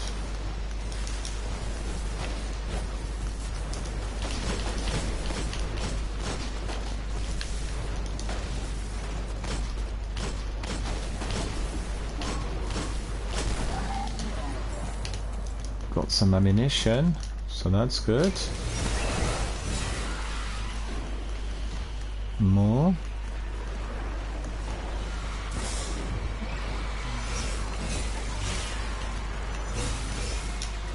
Guys, he's not dying without Dark Drinker. What is going on? It's crazy.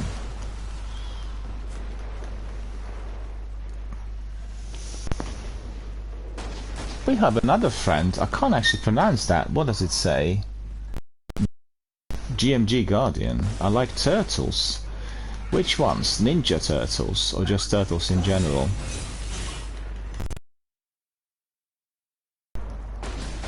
Thank you very much for following. Thank you for member. We have Sandman and Sekapupu in here, so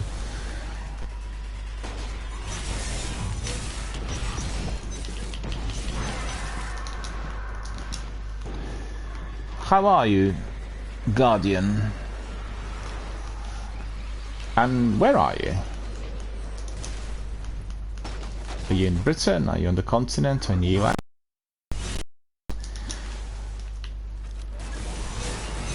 You could see we have quite a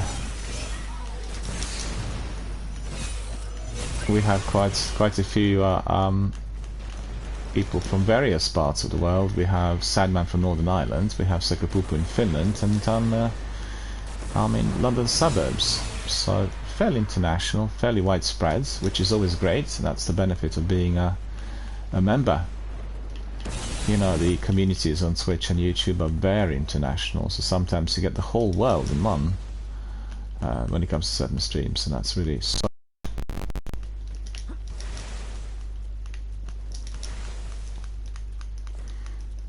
Oh, you're in Glasgow? Well, there you are. We just need a Welshman, and then we would be like the fool of the UK, right? The whole, I should say. You know, my brain actually. I went to see a friend the other day. My brain just didn't work properly. kept saying the wrong things. Don't know why.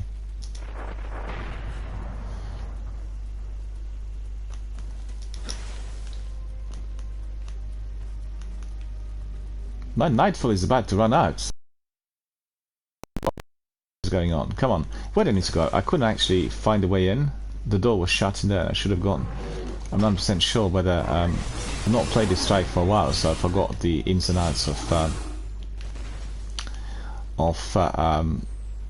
where I need to go. Anyone can provide me with some pointers, because I've tried... Oops.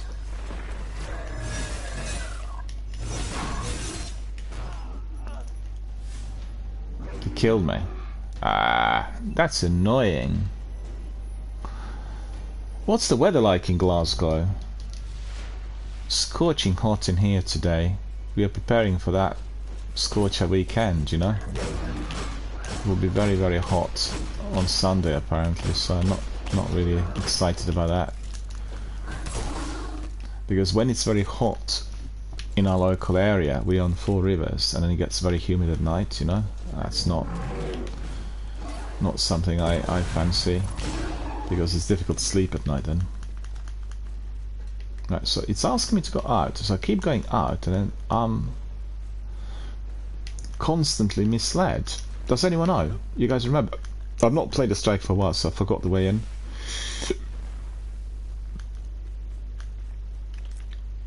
Sakabupa, you'll know that better than anyone else.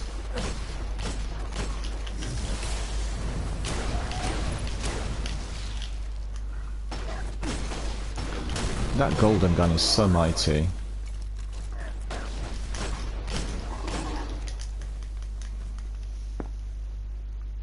Sam says it's cold here today, but we've had really some good weather over the last few weeks. Is it raining? Or is it just like a bit nippy and windy? Well, yeah, it was very nippy at night here, every night. But I think yesterday was the first night where it felt a bit warmer. And I've seen, like, from tonight, it's going to be like 11, 12 degrees at night. And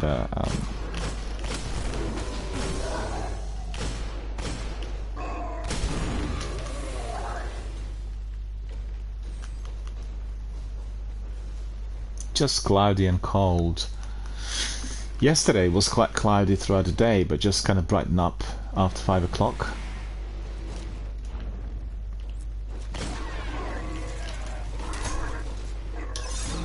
Ooh, I haven't got any more of that.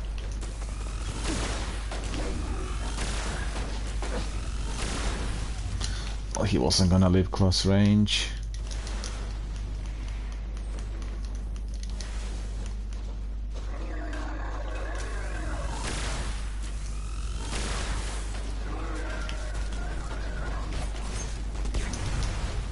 Still standing. That's terrible.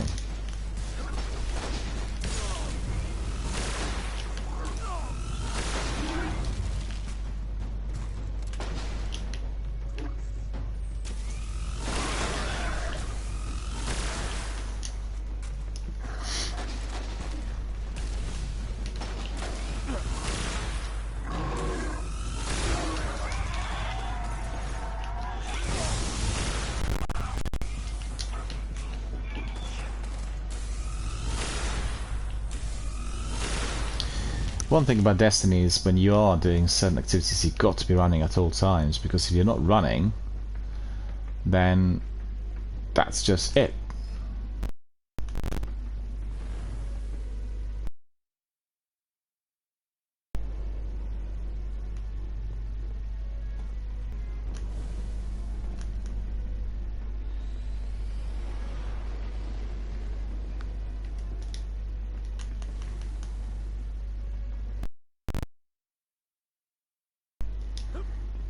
Guess what? I found a way in. Isn't that just great? After all of that hassle, where's the breach door? Completely forgot that that had to be jumping up there. But you know, the radar in Destiny 1 is always misleading in certain parts of the game. I remember initially I had some problems with it when I was playing it for the first time. It isn't as good as precise as you will get it in the sequel. I guess we got spoiled with the sequel, right?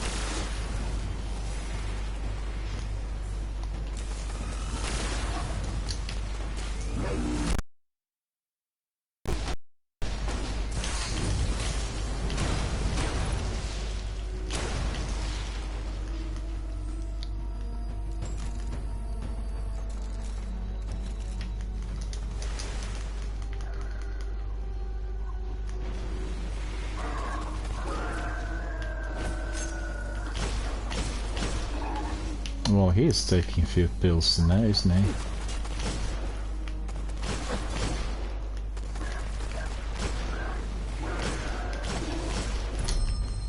Sekapupu, can you actually see that my internet speed now makes a big difference? Can you see that?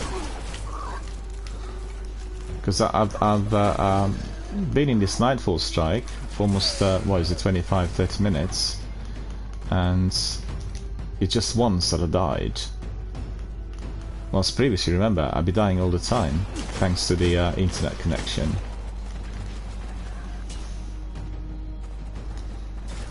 Our friend Guardian's asking, do you like Destiny 2? Yeah, I like Destiny 1 and Destiny 2. I'm not one of those people who is, you know, not playing Destiny 2, because I think those two games are fairly different. And Destiny 2 provides you with a huge number of options, whilst Destiny 1 is more sort of streamlined and a lot more difficult to play, particularly if you're doing it by yourself. It's a game that's been created to be played together with other community members, so the best way of doing it is to do it together with a squad, and then you can learn everything from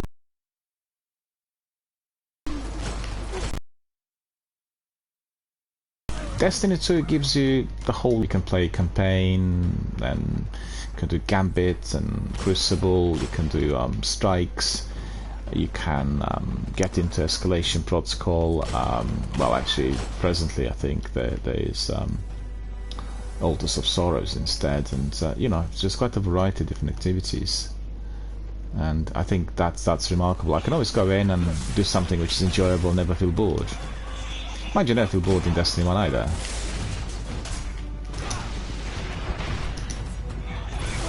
Ah, he got me from behind. That's annoying. Our friend has PS5. We were just talking, Sekapup and me, about PS5, because we still do not have the latest Sony console. We have PlayStation 4 and I have Xbox Series S. I got the old ones as well, but you know, that's the latest I'm using.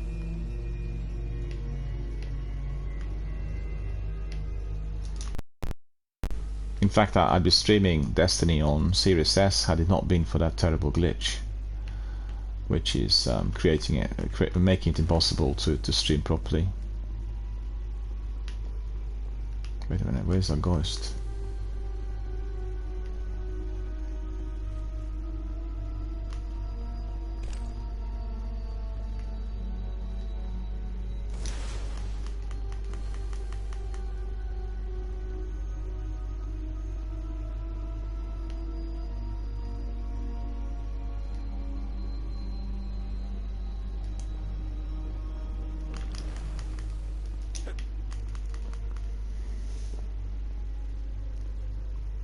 Our friend says, I hate Destiny 2, not for me. I like Gambit. Yeah, Gambit is very, very good, and I'm sure you hate the fact that they degraded it. It was a fantastic competitive kind of 3-match section of Destiny 2, and then they just reduced it to 1 match. It doesn't feel the same anymore. I was a lot more keen on the old one. But tell us, what is the reason for you not liking Destiny 2? I'm curious, you know? I'm quite curious to see and to hear what makes you dislike the sequel. I have many community members in here who feel exactly the same.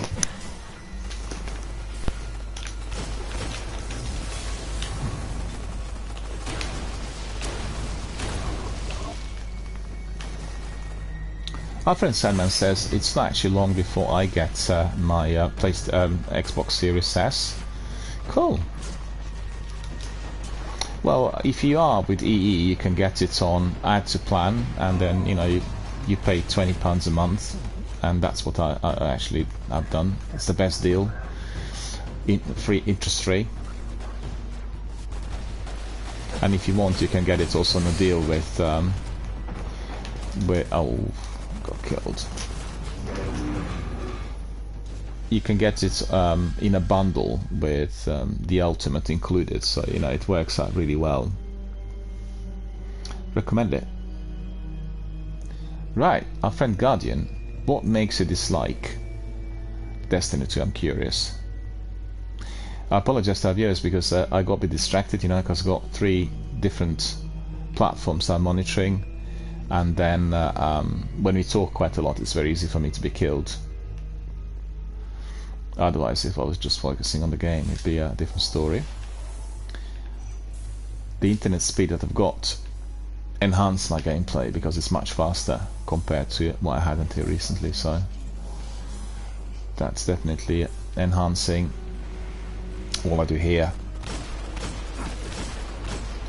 I'm using a brand new 5G 4G router for this. Well, I'm not careful enough in here, so our friend Guardian says the part where it's not Destiny 1 is the part which I dislike. Hang on a minute. The part where it's not Destiny 1 is the part I dislike. Destiny 1 looks better and plays better. Full game. And we have somebody else popping in as well. Thanks very much for joining us. Why do you think it looks better? I think the graphics in the sequel, if you're playing them on PlayStation 5, but others as well, they're really absolutely astonishingly good. And I think generally the gameplay is different. You have non-linear gameplay in here. Obviously, the story missions can be played as you wish. But what makes this game very attractive is all the lengthy quests in order to get pinnacle weapons. Dark Drinker, Sleeper Simulant, Bowcaster, and people like doing this. Also, the raids are very good. They require a lot of experience, skill, and good teamwork. So I think that's definitely what many people like the best.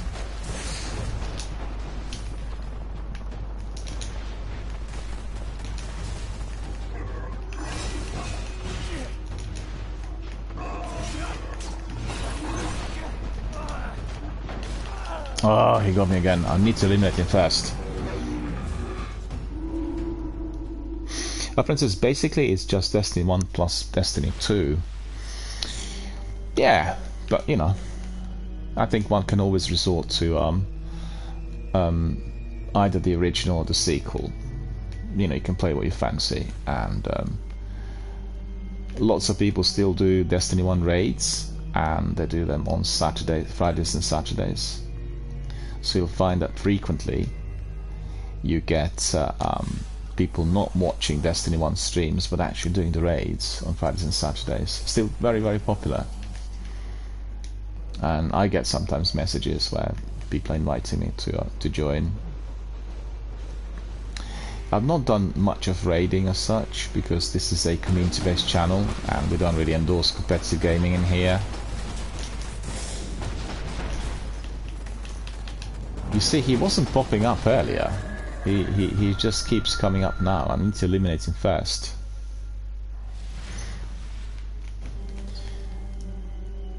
I guess for myself, in the sequel, I like the variety, the multitude of different options, and anytime you come in, you can decide for yourself what you want to be doing. So for instance, if you subscribe to a season, you can do your weekly seasonal content and missions. You can do exotic quests, you can do strikes, Gambit, Crucible, you can go to different planets, Days of Eternity. Some of the activities are really hectic. I quite liked, what's it called, Battlegrounds. They're really busy, and I think the new stuff I've seen in the latest season also has been quite enjoyable. The inclusion of swimming. Oh, killed again. I shouldn't have said this twice. And I said I've been hardly killed, and I died like 3 or 4 times. So, Sandman says, yeah, it's more of a grind in Destiny 1, and that's what I liked about it. They're monetizing Destiny 2 much now, and also raised the price of the season pass. That's been hated the most, and I thought that our friend from Glasgow was going to say that it's the monetization that he doesn't like, because I have quite a number of people in here who immediately jumped on the new technique of how to monetize the content in the sequel. But I mean, I understand, but well, put it this way, I'm not that keen on some of the aspects of monetization, right? But what I'm really keen on is that they're not enforcing it to a degree where you would feel driven to buy. So for instance, with a season, you don't have to buy it. You can if you want, and you will get better loot, but the other part of the seasonal content you can play for free. So, you know, it's optional, and the vast majority of things which you buy will not be affecting the game. But there are some sections that apparently will. So I think overall, on balance, I'm not that much against it. I have seen other more aggressive ways of monetizing with other games that were obviously of concern, and I like the idea of not having anything that has got to be bought, obviously with the exception of DLCs or the major game content. That will then be, you know, if you purchased it, then would be affecting your game. It's best if it's just left alone, so it's optional and you can buy it if you wish. And as we've seen with the games like Warzone and Apex, they made billions of dollars on the cosmetic packs alone. I remember in the course of the first year they sold the cosmetics worth $2 billion. That's Warzone. $2 billion just on a cos. It's just mind-boggling that people want to do that. But you know, I think our friend from Glasgow will probably agree with me. What's interesting about Destiny is when you go to the tower is the main social area, and people like wearing different types of outfits. So when they wear, you know, funky, funny outfits, they draw attention, and therefore they find the new teammates for raids and for other activities, if they're not involved directly with live streams, which obviously some people are not for various reasons. And you know, it's really it's one of the ways to which you can socially interact. But I don't think people should be driven to purchase. Oh, he's every single time he kills me, I've got to get him first. I really do.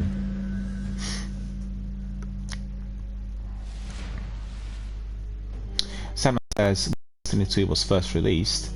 I bought a collector's edition and was told by Bungie because I bought a collector's edition I wouldn't have to pay for any future discs, but that was a lie. Well, that's ridiculous. I didn't realize they were doing this. That's ridiculous, isn't it? Because at the end of the day, you purchased the collector's edition, so whatever came your way should have been fully included. And if there is a contract or a statement on the internet indicating that that's the deal, then that obviously is highly litigious. But I have seen people complain about similar things. I've not gone down the route of purchasing, you know, the most expensive,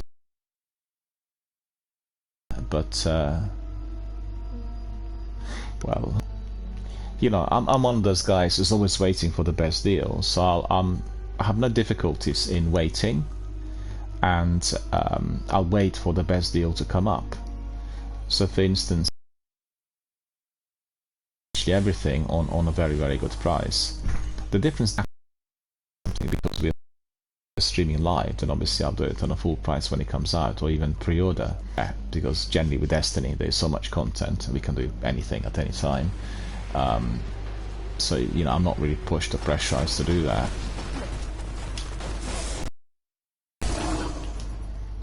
He got me again. Right, I need to concentrate now on this boss. Well, I have serious problems with these companies that are offering one thing and then, you know, they turn around and do something else. That is completely unacceptable. And if you were promised to be getting all of the DLCs fully included, then that exactly is what they should have delivered. But you know, I have seen with Bungie recently some changes. You know, they talked for several years that Destiny universe will always be evolving, it always will be there. And I have seen recently that they were sort of changing direction somewhat, and they said, well, we have to consider what will happen next, and they decided to work on another PvP game, which had been announced a couple of weeks ago. And there's more discussion about the finality of the next DLC, which was not quite the case previously. So I'm wondering whether we are going to be getting new content within this game as they release the next chapter, and that will be when is it, at some point next year, in February I think, or whether they will just close the game, bring back some of the old content, and then set up the third installment. I'm not sure, it's hard to tell. I think what's turning out for them to be difficult is, well, two things. One is the management of space, you know, on the servers, and the second thing is, in view of how things are today, it's the cost. So the maintenance of this kind of service is unbelievably expensive, because obviously they have people doing it, and they will have to weigh up the cost. Also, they're suffering from the player drop rate, so that there are fewer people playing Destiny today than maybe 2 or 3 years ago. I think lots of people are disappointed with Lightfall, because they thought the Witch Queen was the very best of Destiny altogether. And I think probably I would agree with them. It was really an amazing DLC with lots of content and beautiful graphics and everything well, and you know, with careful considerations everywhere. The new system also with this Goist, which I needed to squash, and I think the story blending in very well with the seasonal activity. So that was really like a masterpiece. It was actually fantastic. And then Lightfall, I think visually is strikingly different. It's just very different to what we've seen in Destiny altogether, you know. And the characters, the new characters, also a bit as if they come. It does feel like they would have been imported from. They remind me of some of the Marvel superheroes. So that's obviously of concern to many Destiny veterans, and to find where is he? There. You got him.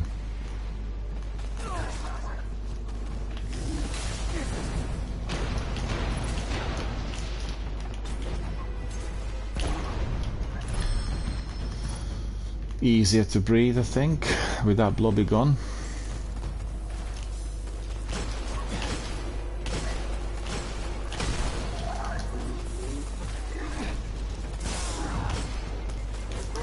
Oh.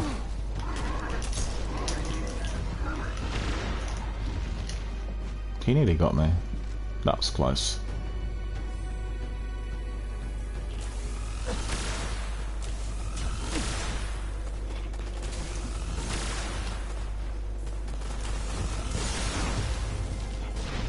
Oh.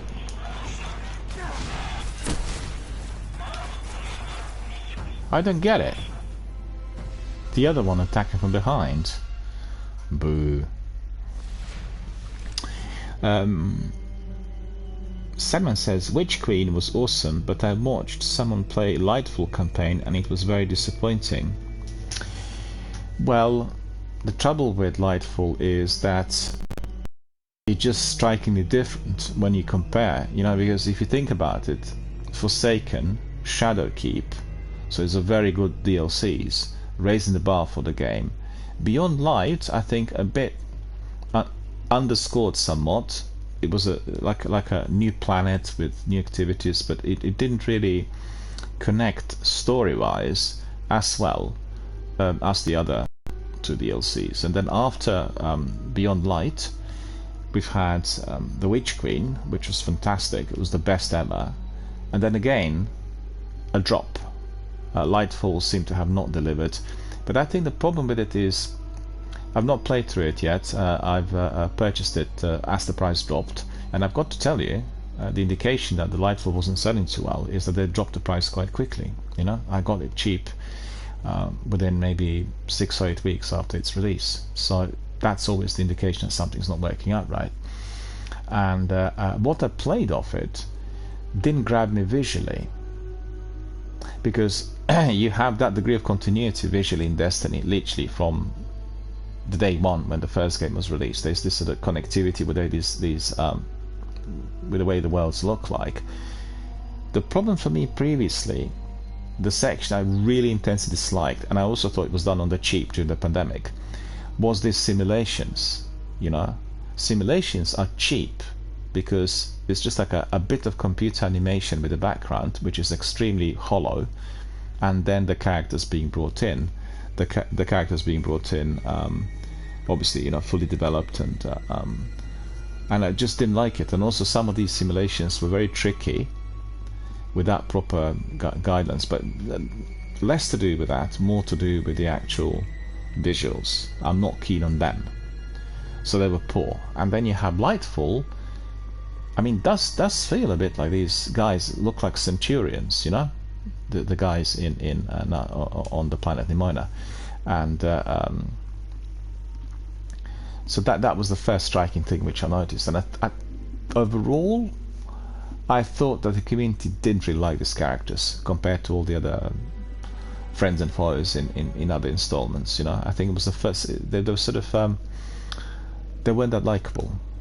So I need to play Lightfall in full, and we do that here live on the stream. I bought it for that reason, so we can stream it live, and I would have done it from the day one here with beta, had it not been for that glitch on Twitch.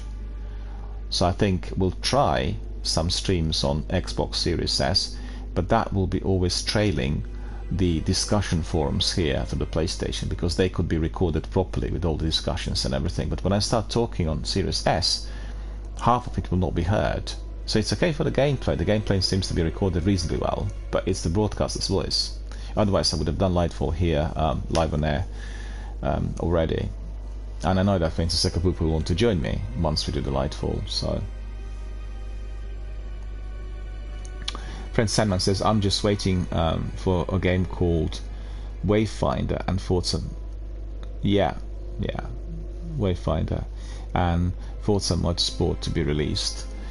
If you're interested, they talked about Forza quite a bit on Xbox podcasts recently. It wasn't like a specially themed podcast, but it was in between, and there's a huge anticipation about what the next section will be like. And I've got to say that the last two Forzas have been absolutely amazing. I'm not really a person who likes driving games. I don't really, you know, that doesn't really grab me. But the system, the beauty of the graphics, the travels, they're just absolutely jaw-dropping. They really are. I mean, you can literally, in the previous installment, the one before last, you can drive through Britain and get to know towns and villages, the landscapes, and you can do everything, which is incredible. Well, he has to be eliminated first, because he's got the gun that is definitely destroying me.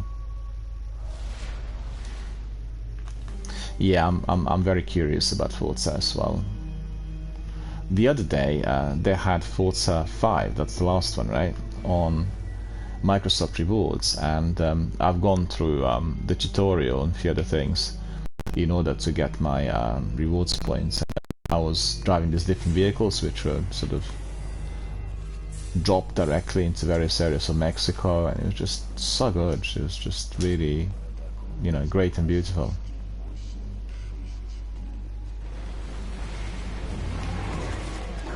So where is he? I don't see him. Where is he?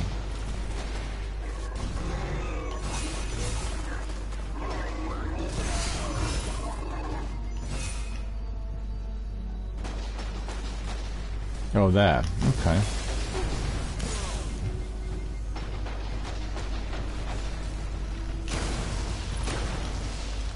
Yeah, that's good. That obviously was resolving the problem.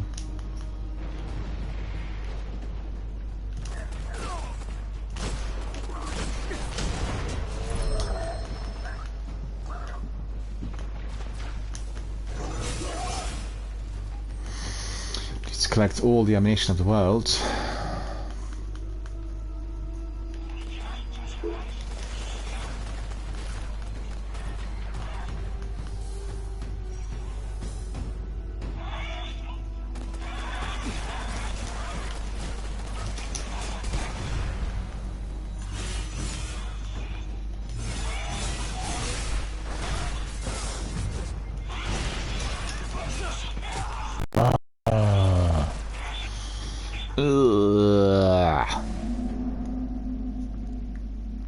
That's not funny.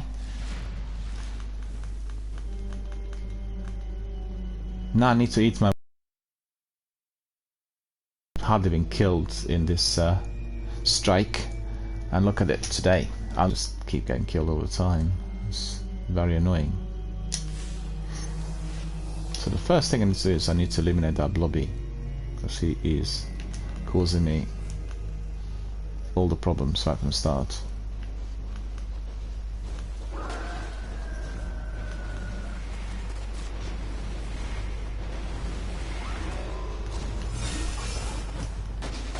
Ah, there he is again.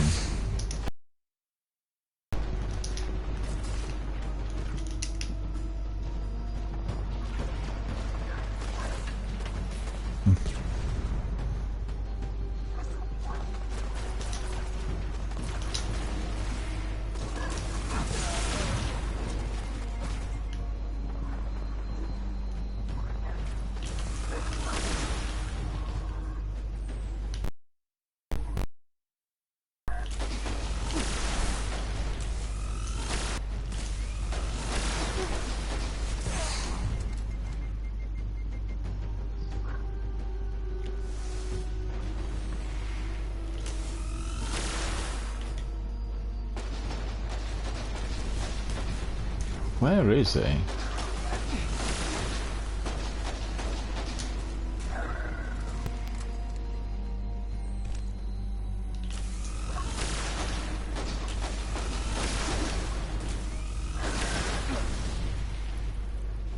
Is he gone? Finally. Broke his shield. Alright.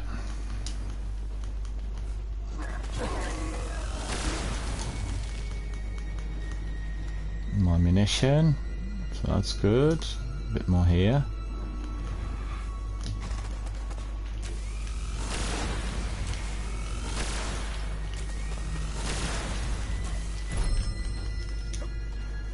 Silver contender, alright.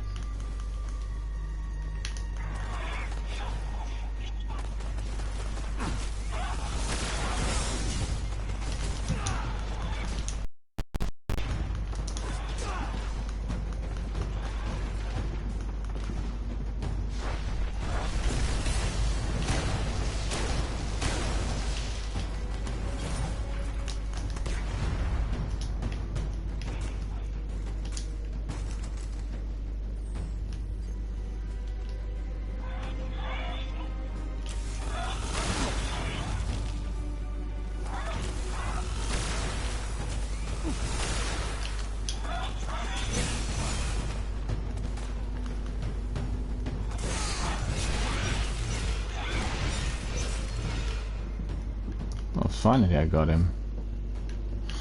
Alright. Well, that's good.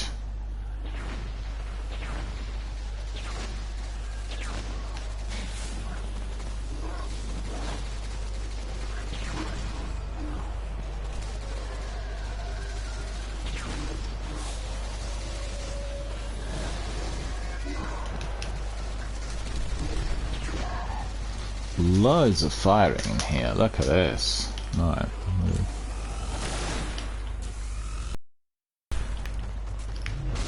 He needs to be eliminated immediately, because otherwise I will be dead.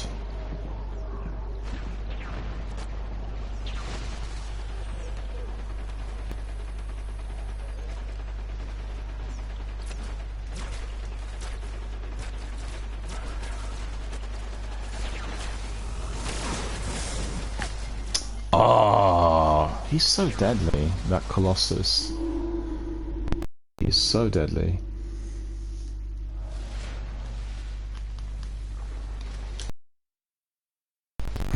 That's special ammunition.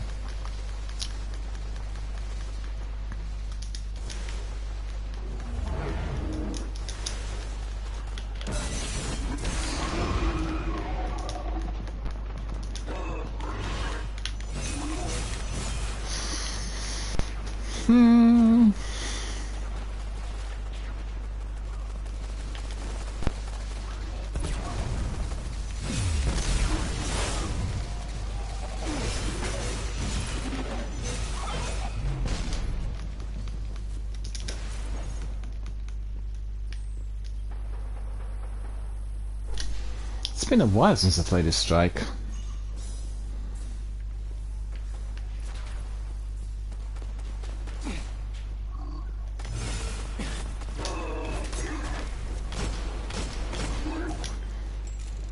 That flaming knife didn't kill him. Ah well.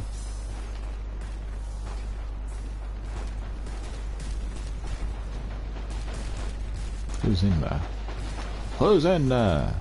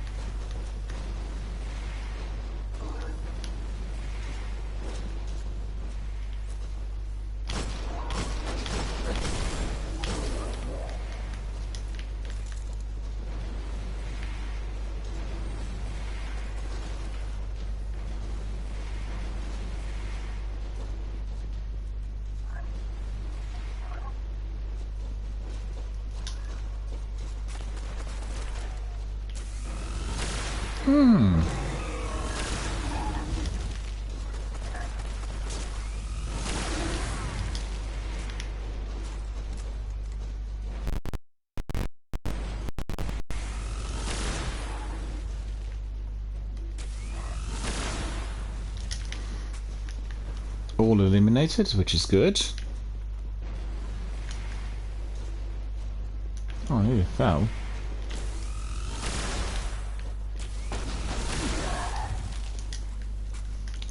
These Centurions and some of the Colossuses are a real bother in here.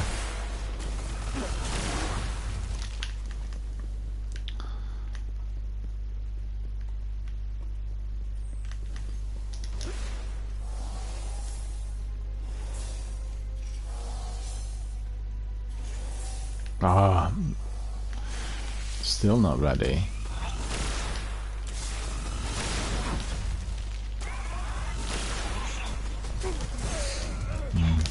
So gets away from him.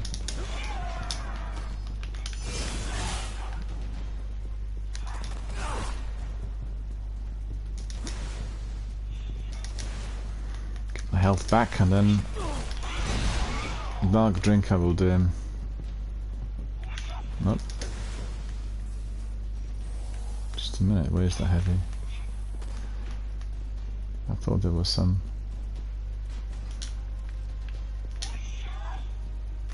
I thought there was some ammunition for me.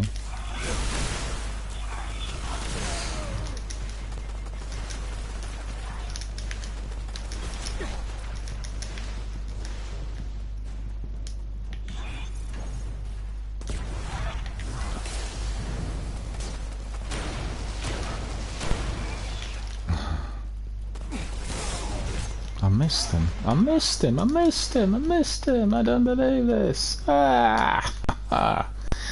That's just too poor. Ridiculous. Where is he now? He's very fast, isn't he?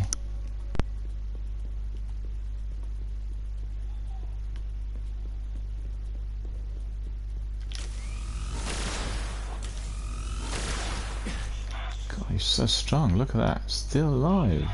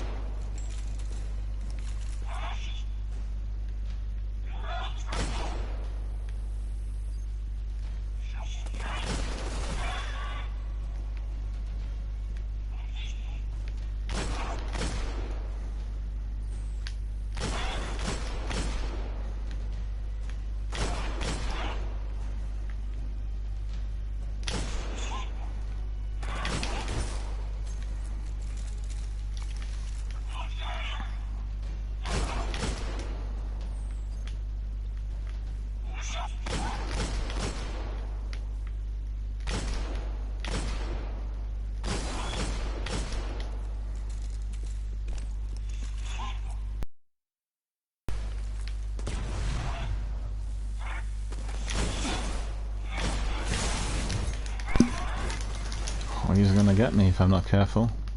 A lot stronger than me. Actually, I need some ammunition. Maybe I can find some down there.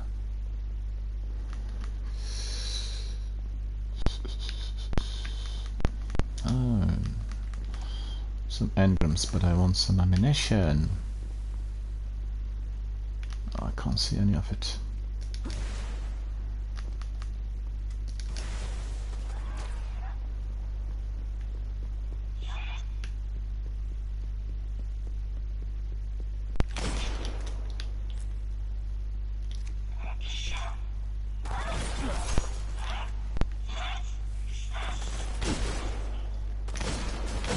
He's got this shield which is protecting him.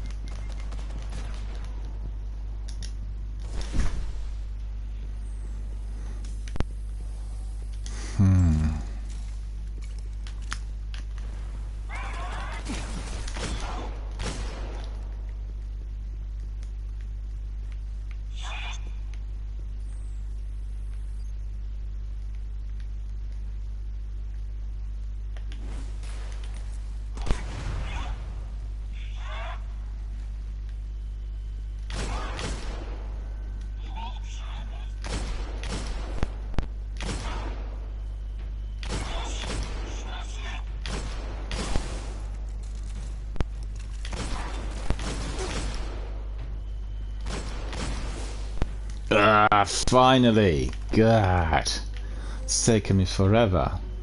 That is ridiculous. The door's open.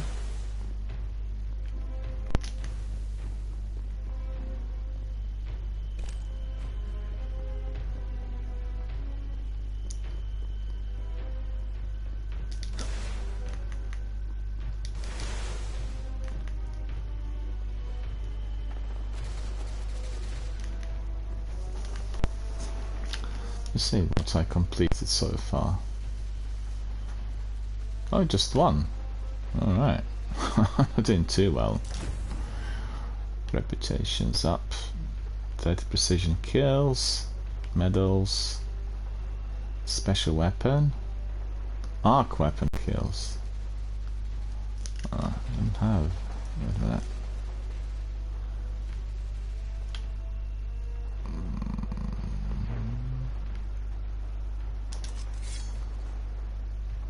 Maybe it's best if I leave that dark drink on, because this one, hang on. 400.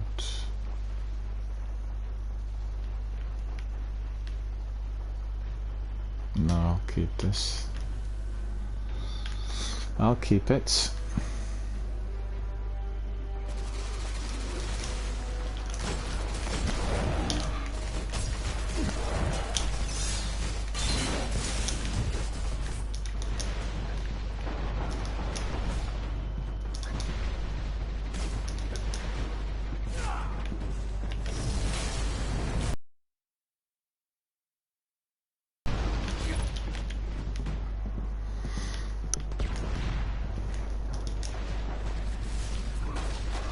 Oh, he's there as well. Okay. Better hide.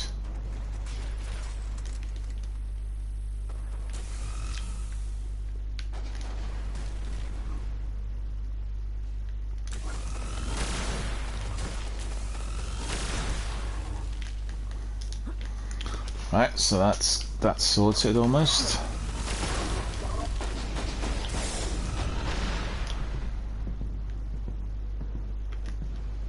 I did get him. Alright, that's good.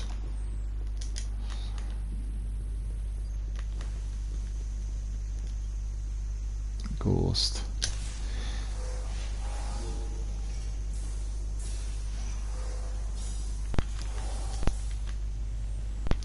So Kapupa was asking whether we can do some Destiny 2 gameplay. I think we are going to do that after we complete this.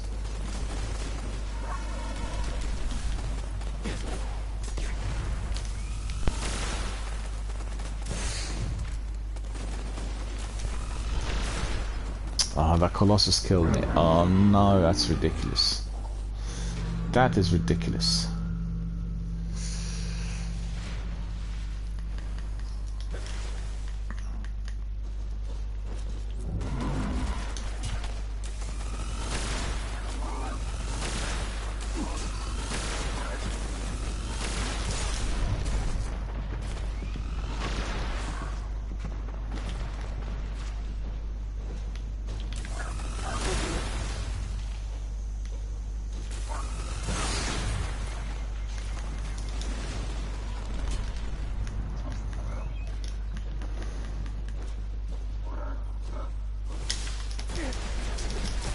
Oh, I couldn't get up. I couldn't get up. That's ridiculous. I couldn't get up. Did you see that? Couldn't get up at all. Okay, we'll eliminate that Colossus first, because he is...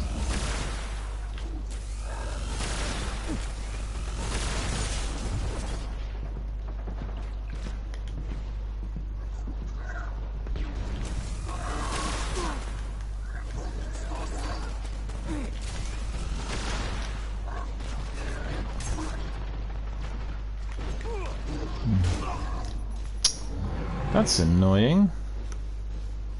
That's annoying. Not getting there.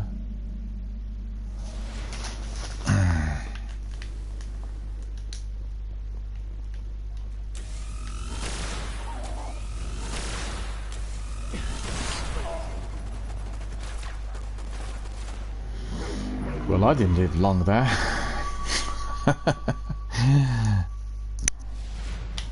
Quick demise, there you are.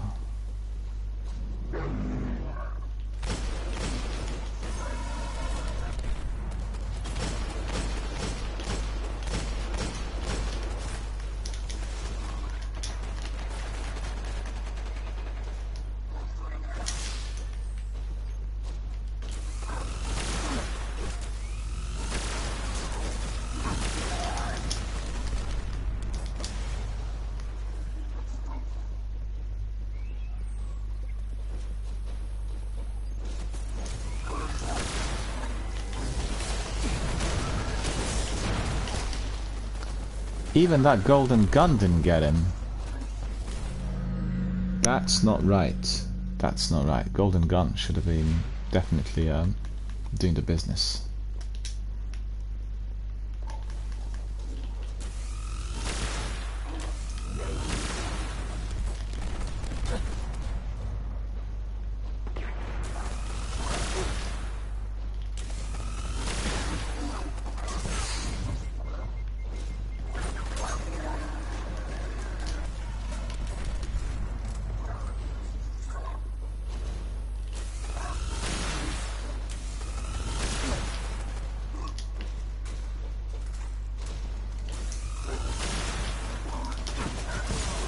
No, I can't be there at the front of him. That's not gonna work. That is not going to work. Those guys up there.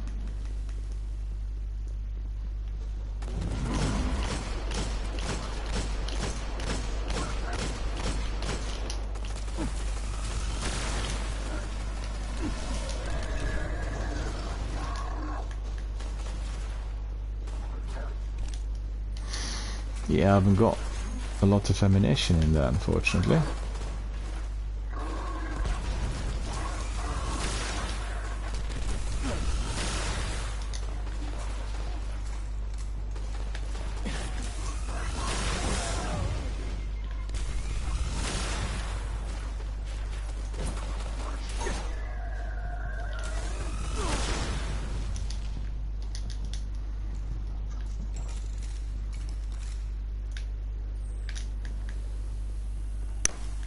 Well, that made it easy.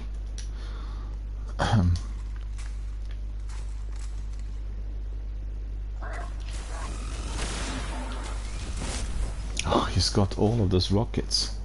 Oh, I'm being killed so many times. Well, mind you, this is a Nightfall Strike after all. Look at them.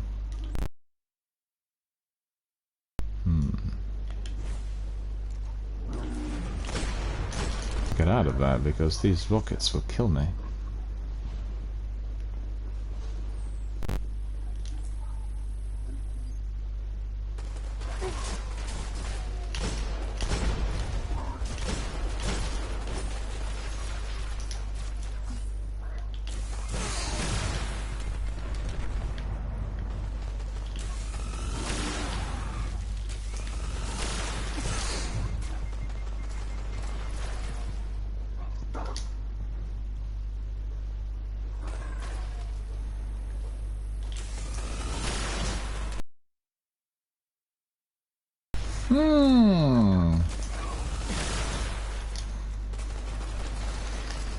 properly shielded.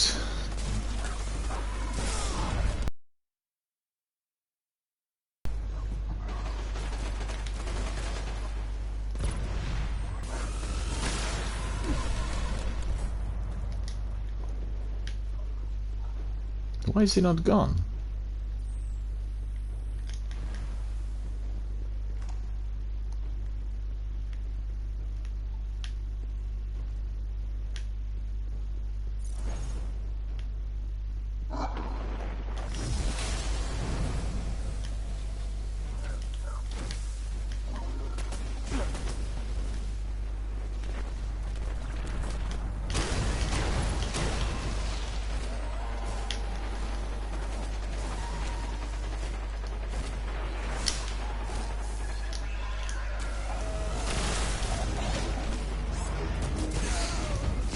Oh, the Minotaur got me now.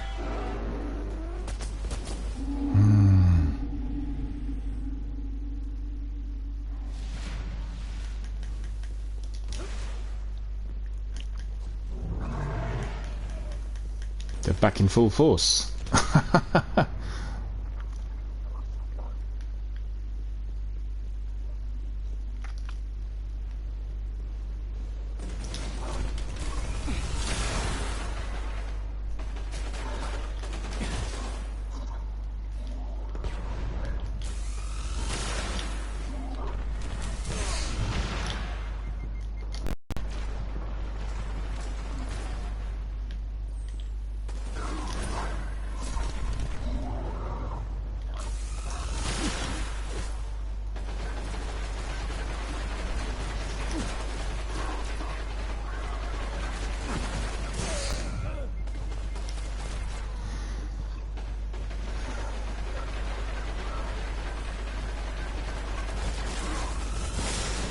Yeah, he's protecting him, the one with the shield. Can't really get to him.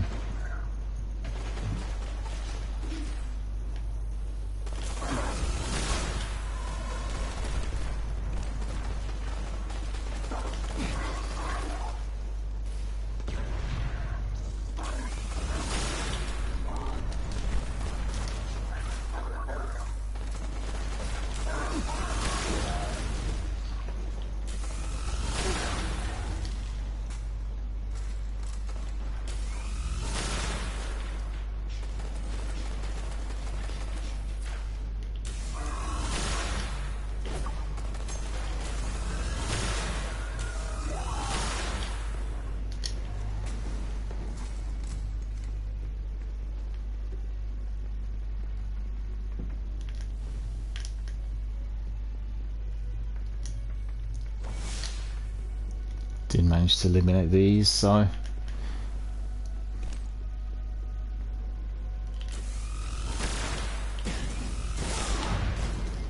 Oh, he is very strong.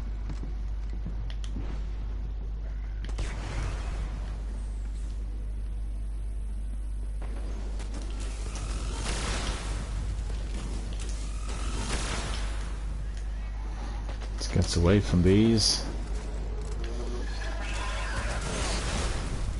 Ah, isn't that ridiculous? He dies and I die. And that means, yet again, starting from scratch.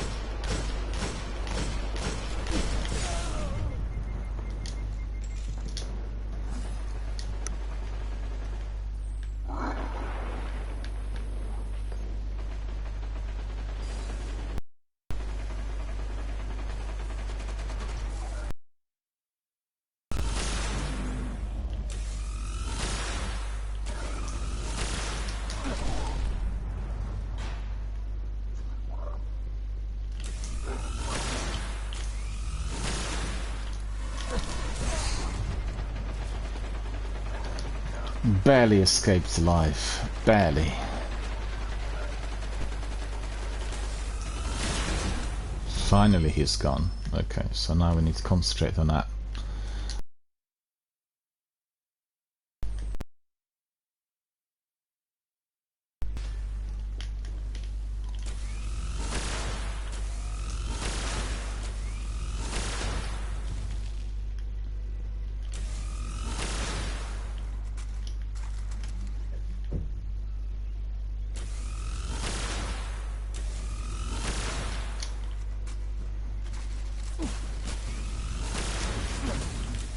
Still there.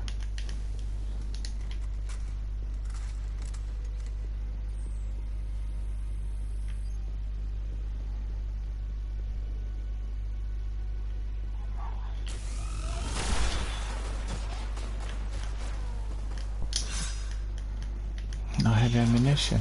Oh no.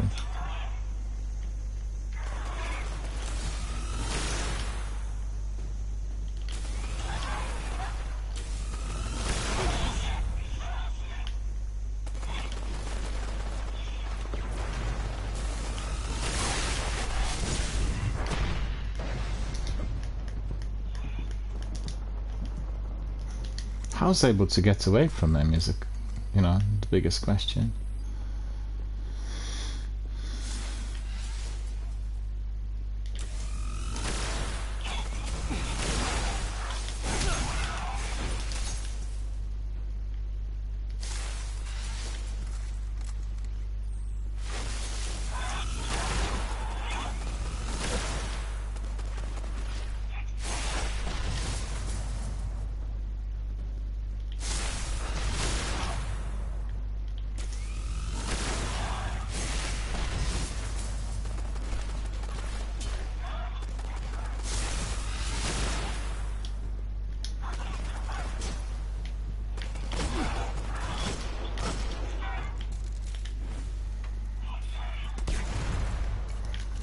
That was miscued.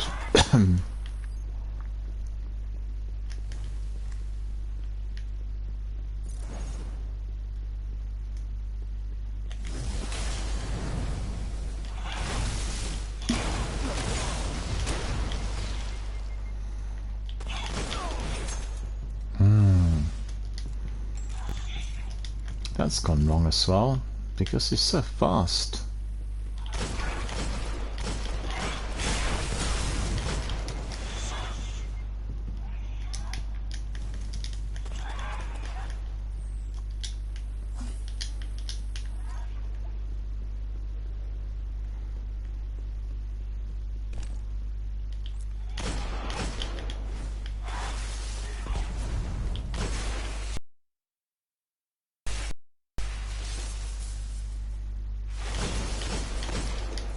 Oh, that's good. I'll be able to pick up some there.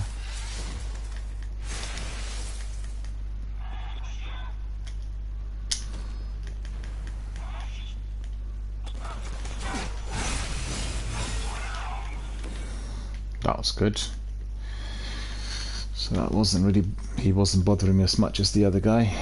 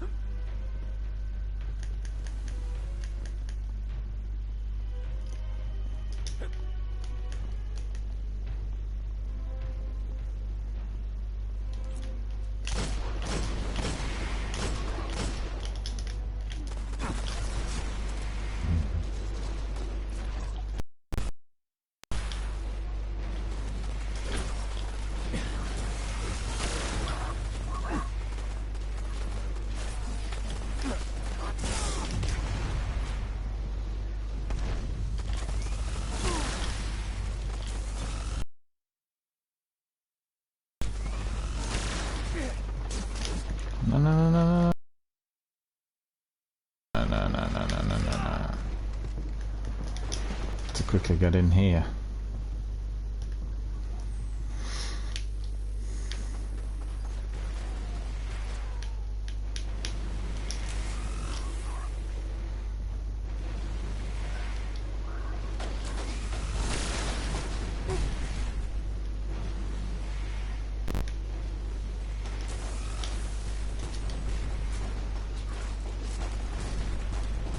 Well, that will be very tricky, I've got to tell you.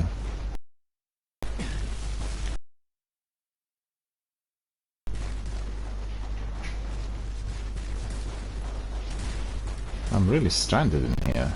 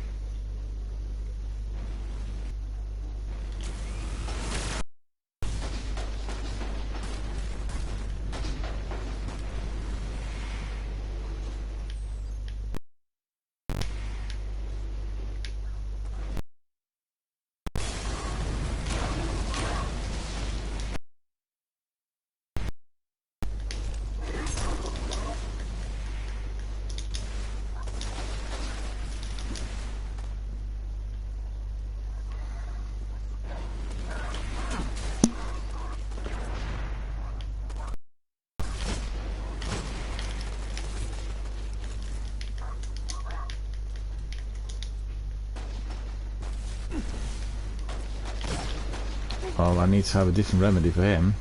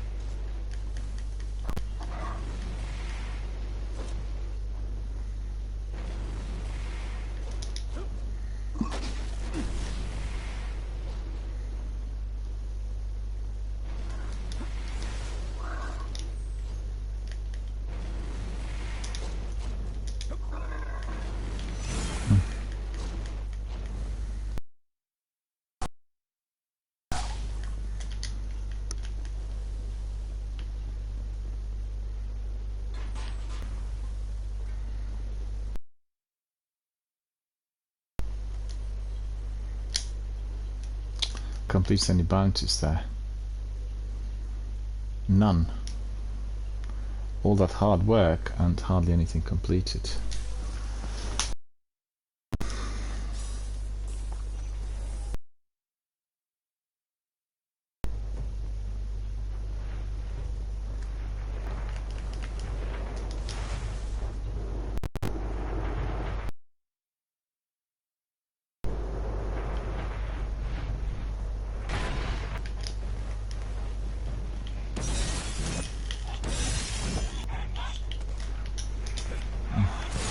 That's gonna be dodgy. I haven't got enough ammunition.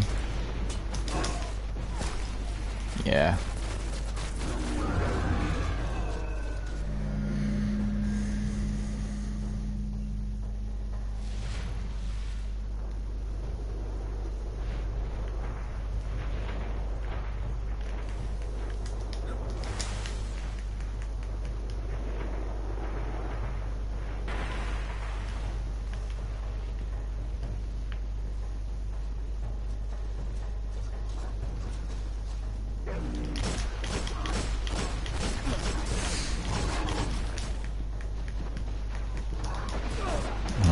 Good God. So many enemies in there.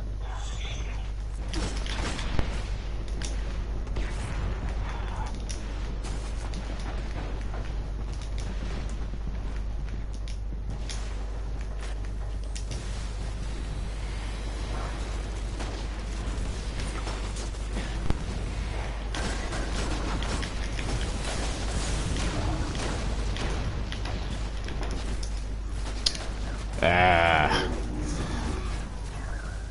need to nip out, friends, for a second. I'll be back in a second, so bear with us.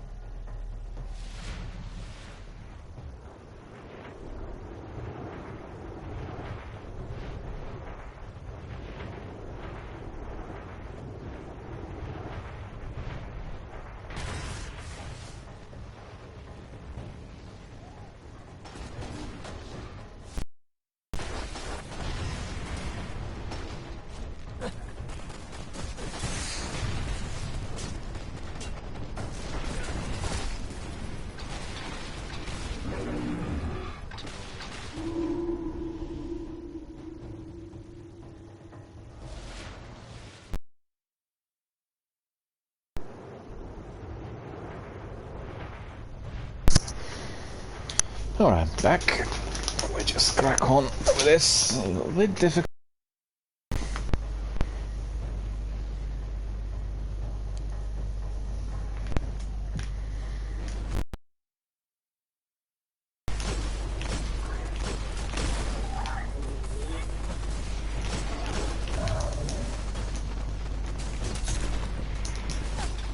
Oh, so many of them. I need some heavy ammunition. Without heavy ammunition, nothing will work really.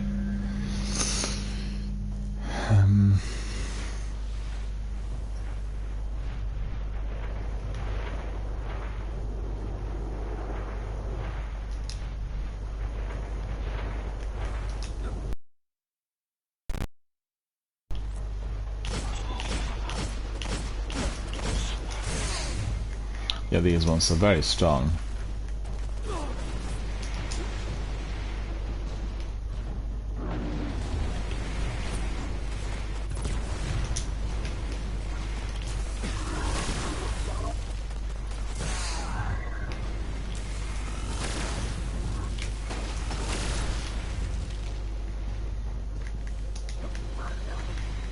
Yeah, that will help. A bit of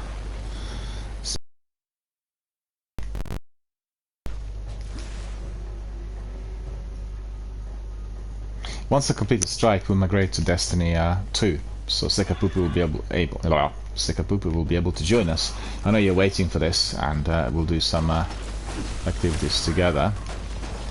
I need to finish this first, though, and that will take me a bit of time by the looks of it. It's very difficult.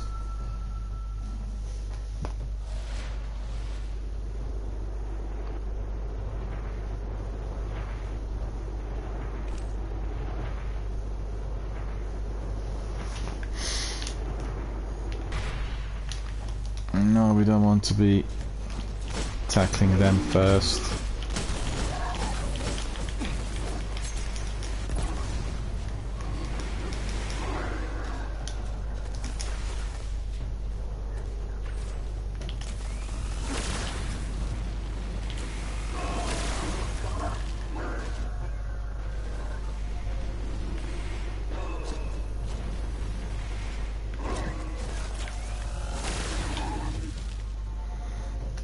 It's actually good spots in here to draw the enemies and a bit of cover as well.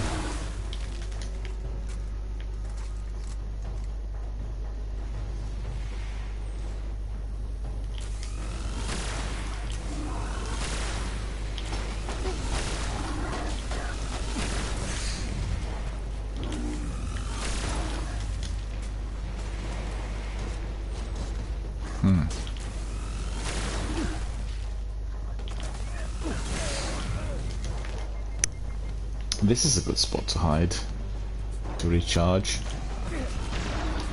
He nearly got me.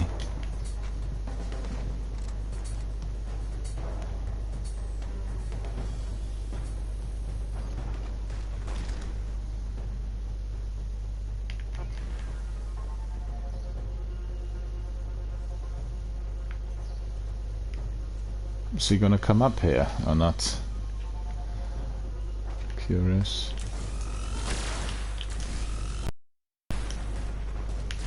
Well, I'm not going anywhere close to him, I can tell you that.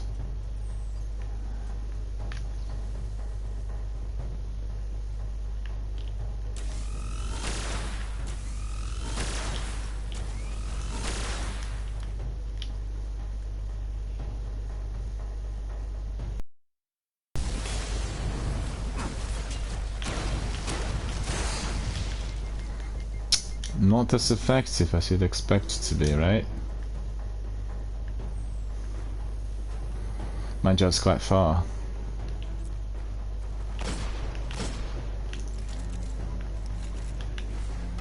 Ah, miscued as well.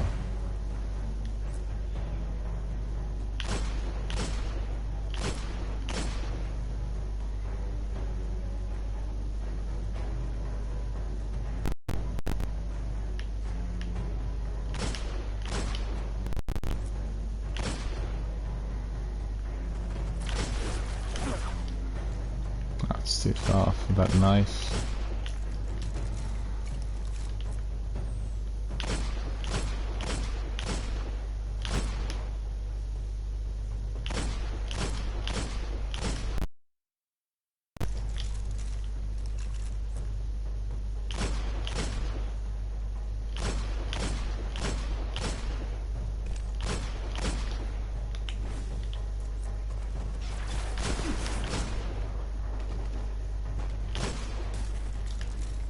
Not taking any damage from this distance actually.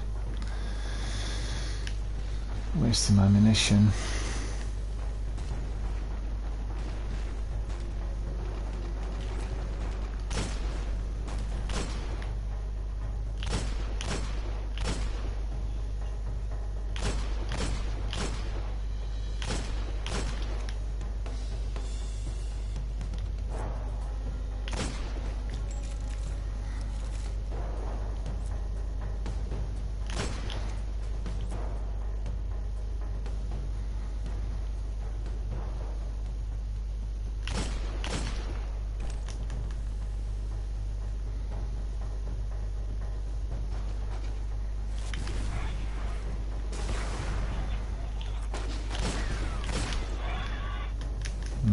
I haven't got any more special ammunition, which could serve me really well.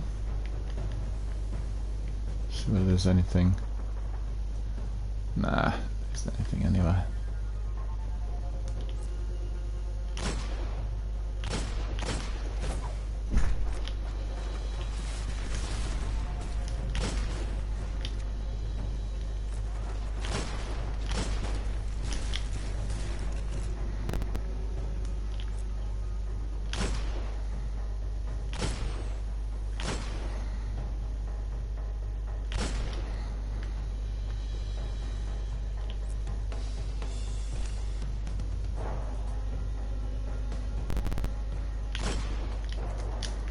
No, I'm not doing anything good in here.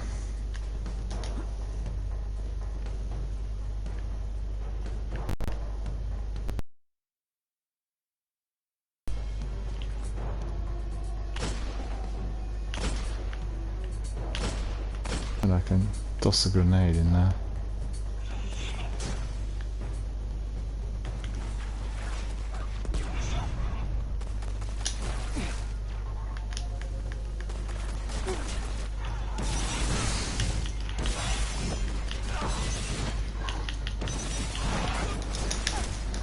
Ah, no. It was just at the point where I eliminated that Scion. And now it's right start. Ah, that's not very...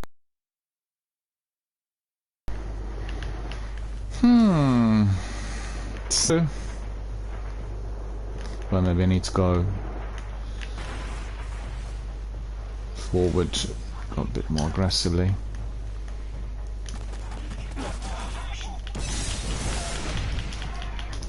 I've run out of ammunition already, so that was not the thing to do. But it's very hard to get any heavy ammunition here, and I need something better for... You know what, I'll try something else actually, hang on. put Hunger of Kreuther on. See whether that'll do the business.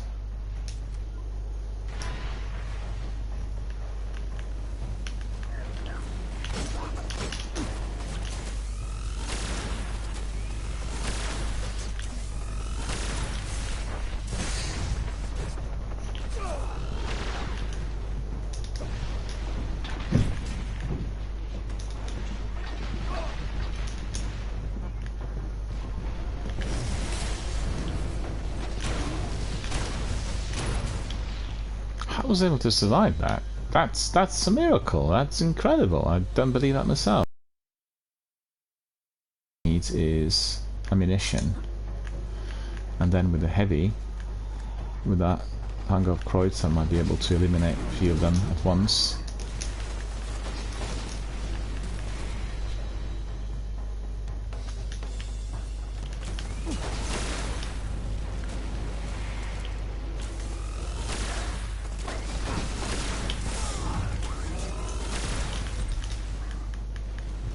Secondary fire. Alright. That's not bad. Amazing I was able to complete this.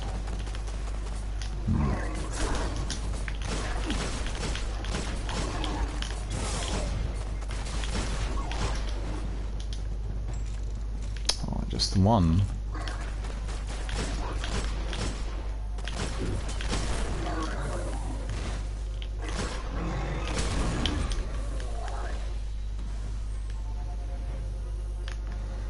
Getting some other bounties completed. So we got quick drops, reputation up, secondary fire.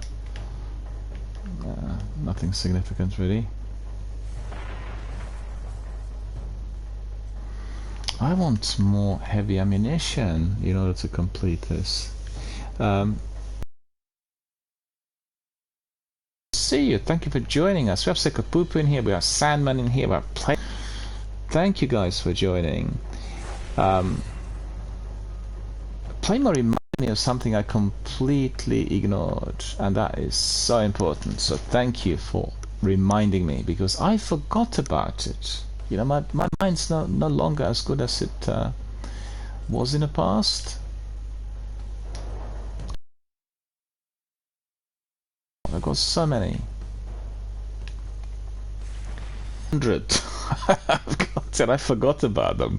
I could be literally obese with heavy ammunition and I forgot about it. Well, that is laughable, isn't it? But it does happen. If you're an avid gamer, you play the game like for 2,000 or 3,000 hours and you still forget about bits and pieces because you know what, you migrate to some other games. So as you could see, I'm getting 5 rockets already, so that will really help. Thank you, Playmore UK, for tipping us off for this. Really appreciate it.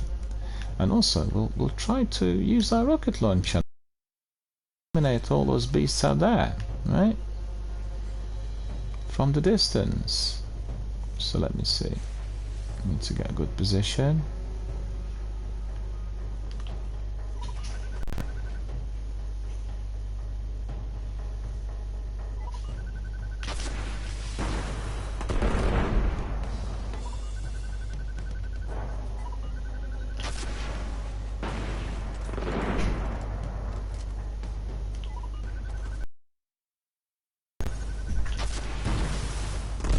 That was miscued. This is 5 minutes on that heavy ammunition synthesis, right? So put them on there. Got one more. No, that's not too bad.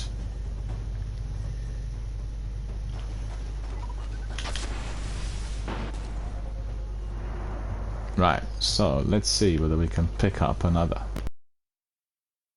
5 minutes has not gone yet, I don't think. Still 3 minutes to go. Alright, it's no problem. We'll wait, we'll sit it out.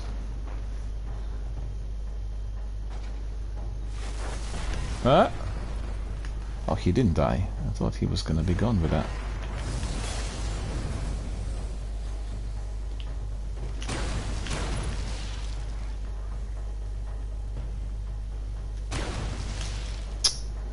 Yeah, that wasn't really too good either.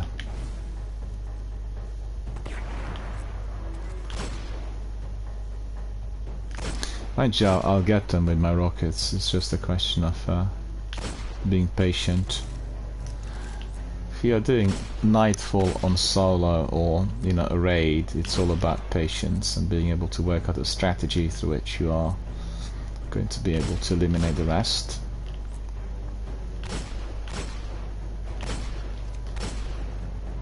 But you know what? I need some more ammunition.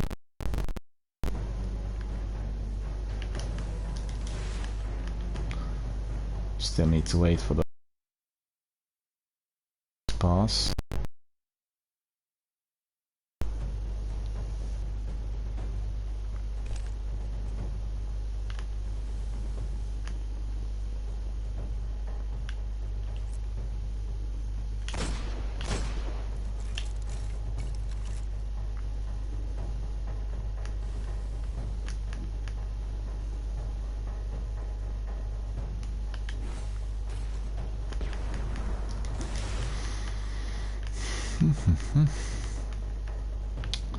The good thing is that these Scions are not chasing me, so that's at least something good.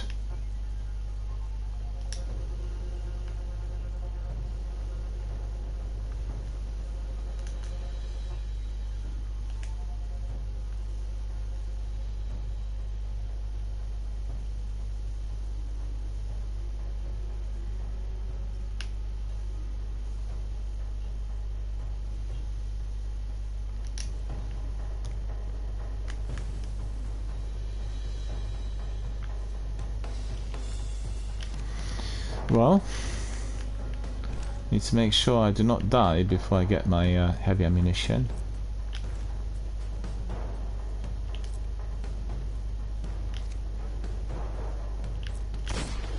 They're all hiding.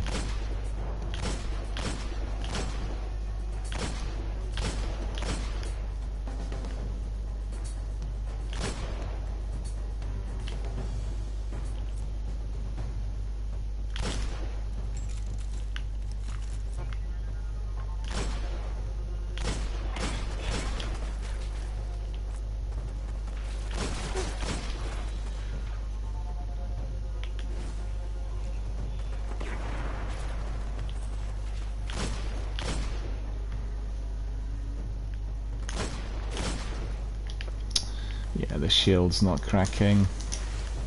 Winter this bit are heavy.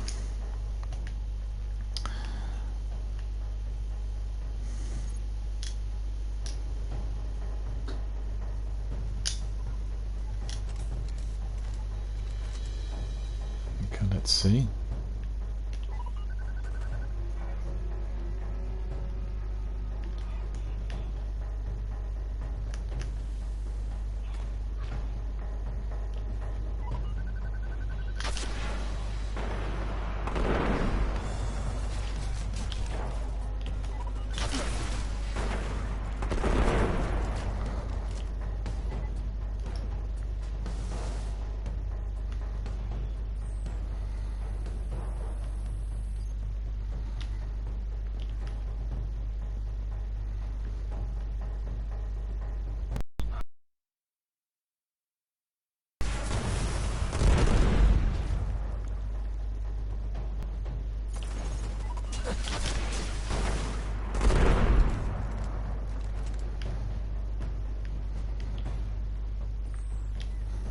Didn't really take a lot of damage, that thing.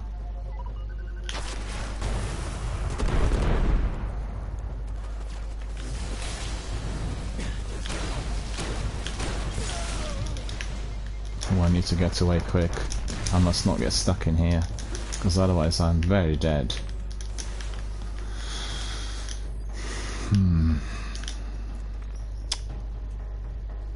So we just got Science left.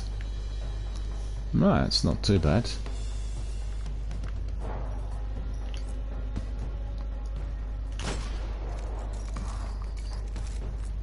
I tried to eliminate him as well.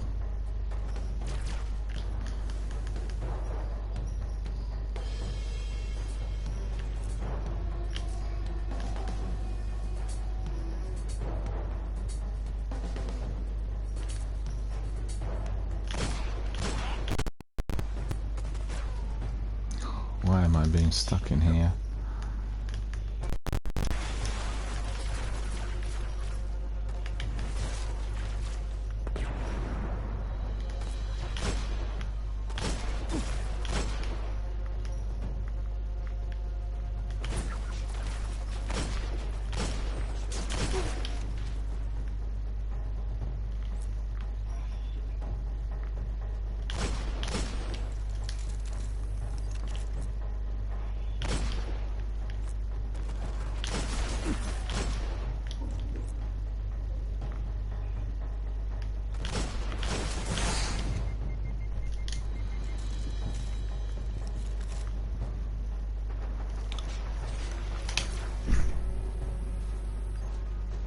Come on, I want that grenade.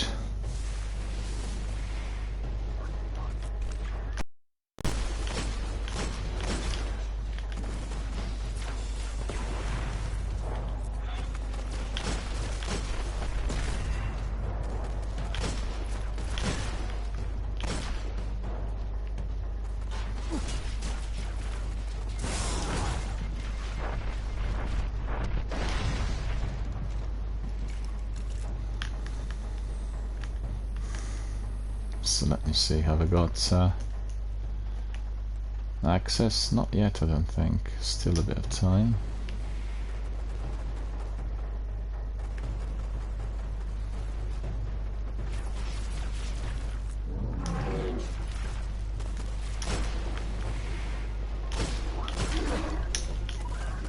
Oh, what's happened? What's happened? No, no, no, no, no, no, no, no.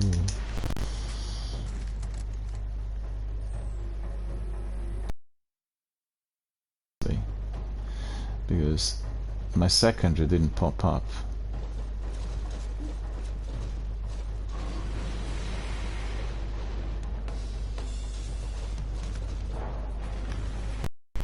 So what's happened to them?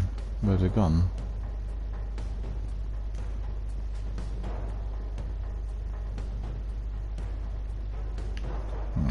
Don't get it. Hang on.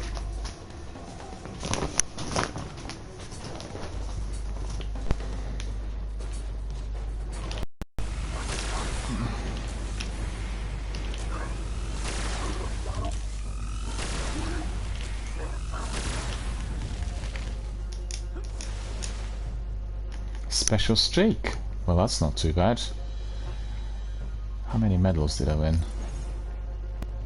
Actually, I deserve no medal, all considering.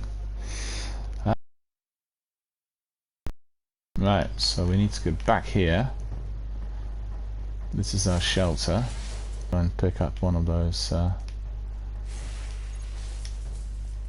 synths. Right, I better really use them. He's running, I won't be able to do anything with that. That's here.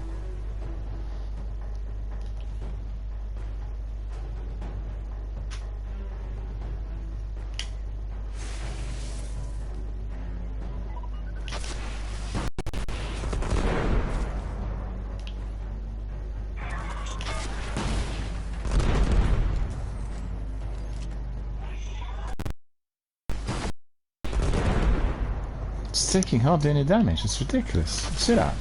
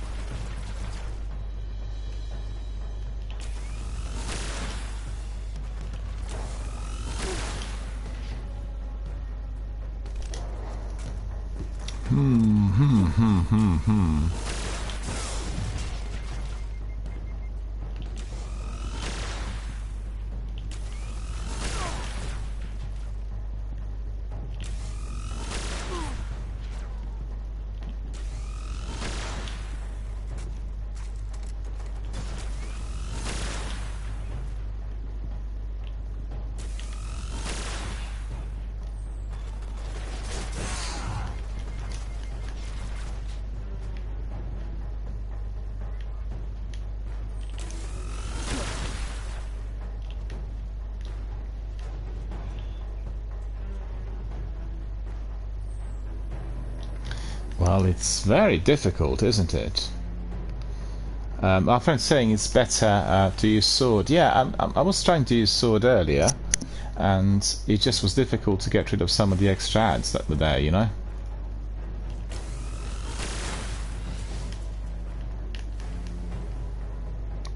Because it's a Nightfall Strike, if I come anywhere close to them, I'm dead, because, you know, they're really powerful, and I haven't got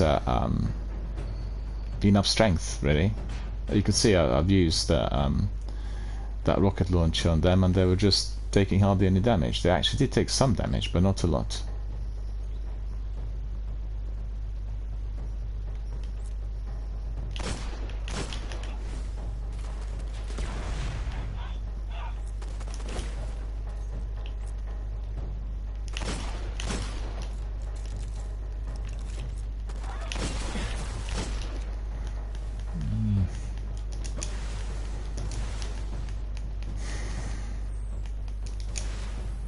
Well, I'll try, but I'm just worried that, you know, I hated this when I used to play Destiny 1. Our friend, I can't even say that, that's Meeskeev, right? I can't say that actually. Mr. Meesey. Mr. Meesey, right? Well, thanks very much for popping in, saying hello. Really appreciate it. Thank you for joining our community of Gamers for Mental Health is our hashtag, supporting Mind UK and raising funds for this very valuable mental health charity. And you know, anyone joining us could just have a look and participate and support really our fundraising efforts. Not necessarily by donating, but just raising the bar for the charity, and you know, you can just create some news and postings on Twitter and Instagram and other social networking forums. Because what we are trying to do is we're trying to help the charity to raise funds, and they really need a lot of our support, because they're under huge pressure financially and otherwise for assistance and help. So, you know, I do a lot. We have 4 billion, not million, but billion people playing video games every single day. So obviously we are a major force which can be reckoned with, and if we want to be using the force for the good, then we are going to be getting some really good results. Our friend says, yeah, I hated this Nightfall when I used to play Destiny 1. Yeah, I mean, I've done it quite a few times with our community members. We've had other people participating and coming in and doing the science. Today I'm just doing it for we are doing our fundraising. It's really a fun, you know, it's a fun activity. So different ads, and it's quite difficult, and you know, it's good fun through and through. Okay, so I think I probably can get extra ammunition, but I'll change it to where's my dark? It's my dark entry.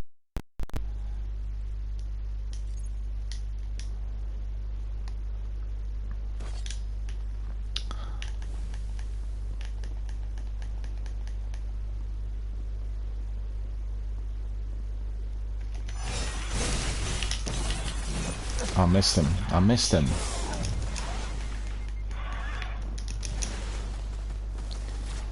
I missed him, which is annoying.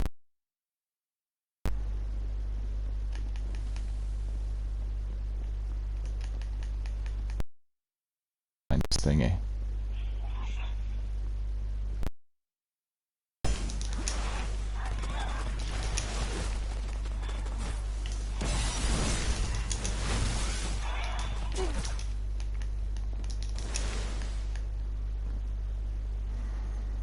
get my health back and then do another spin, right?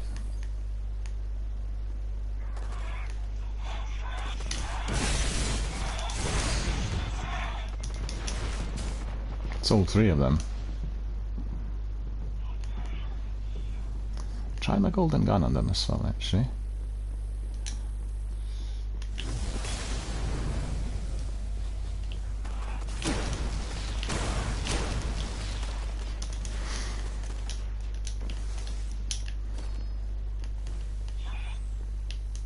I need to wait for instantly killed. Oh, he's gone from here. Okay.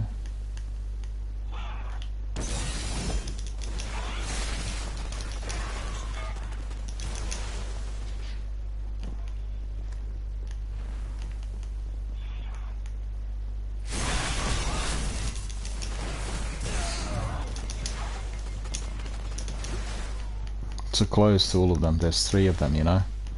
Isn't just one.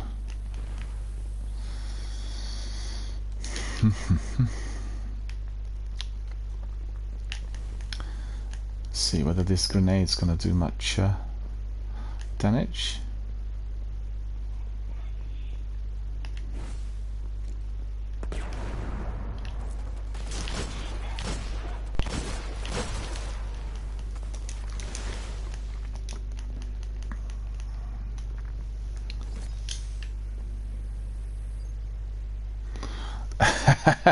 Sandman says, I fell asleep. Saying hello to everyone. Well, that's because this nightfall is so long. That's the reason. It gets a bit oozy.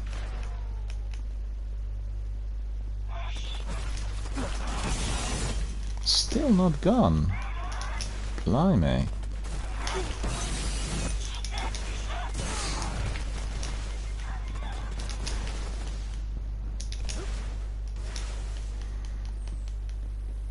These guys are very hard to kill. I remember doing that with Matthias once, and we really actually did take a bit of time. So doing it just by myself is a lot more challenging. But nevertheless, you know, it's good fun. Well, we're saying hello to Sandman. Wakey wakey!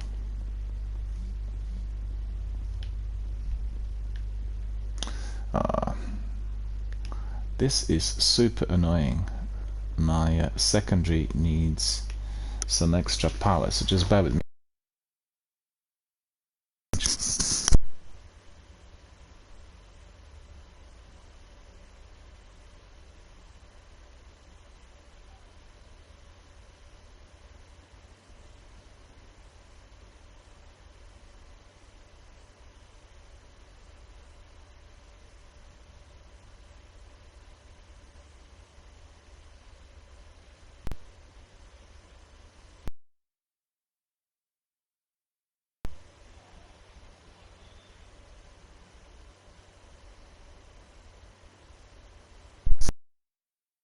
Secondary weapon.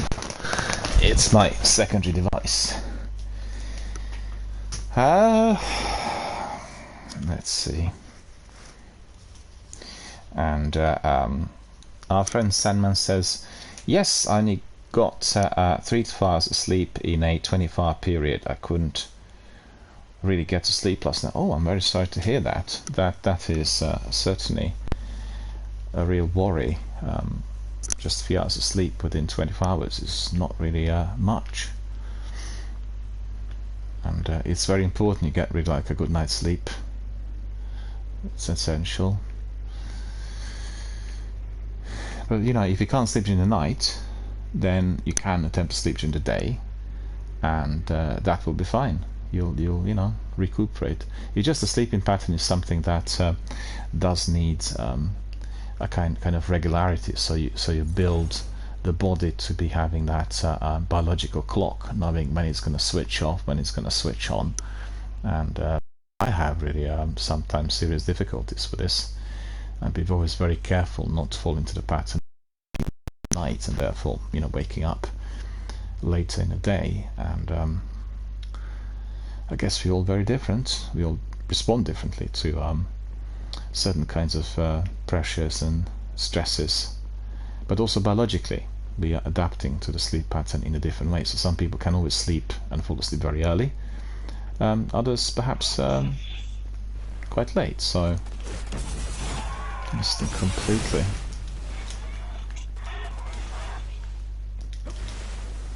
But the regularity of the sleeping pattern is very important, because I know for myself, sometimes if I go to bed late, I'll still wake up quite early, because generally the biological clock will want me to be up at a certain hour.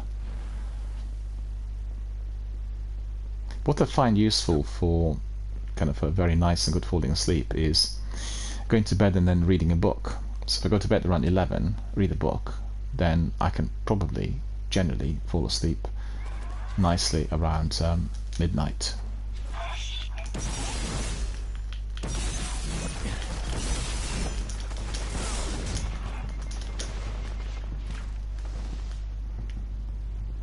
Which helps. A friend says, my medication that I'm on isn't helping no more, so I have an appointment on Tuesday for an assessment. Medication can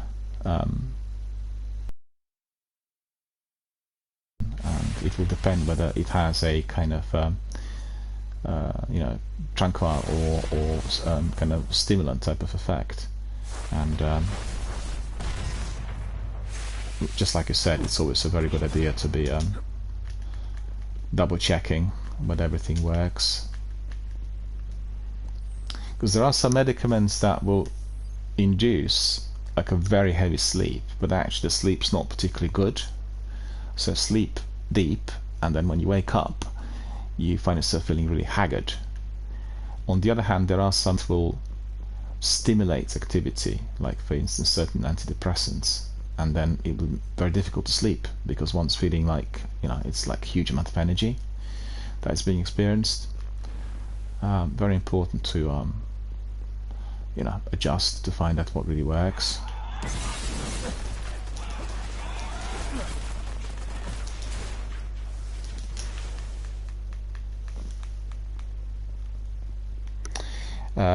Our friend says the medication is meant to help me sleep. It has a sedative in it.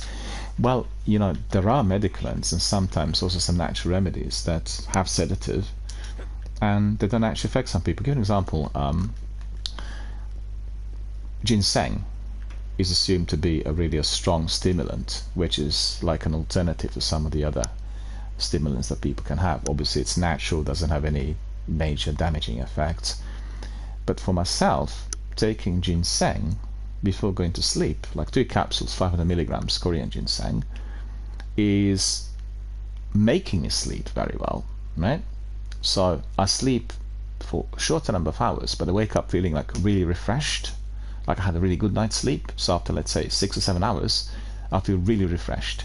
Whilst most of other people, when they take ginseng, they find like huge amount of energy suddenly, and they get hot, they sweat, and they feel like they're buzzing. They can't sleep at all. So, you know, it's funny. It can have a very different effect. So although I think generally certain medicaments should have which is assumed to be applicable coming from that particular type of drug, but it can affect people differently sometimes. So it's very, I think from my point of view, it's very, very important to assess the way the medicament is having the overall effect, because if it is helping and if one finds the right dosage, then it's fantastic, because actually such meds are like a substitute for what we are lacking biologically, you know, and they could be phenomenally successful. At other times, if it is not giving the desired results, or if one is taking a dosage which is not good enough, or it's not adjusted, it can cause certain kinds of disturbances, and that's really a concern. I think, from my point of view, very important always to reassess it on a regular basis, either with a GP or specialist. Yeah, diazepam is a very strong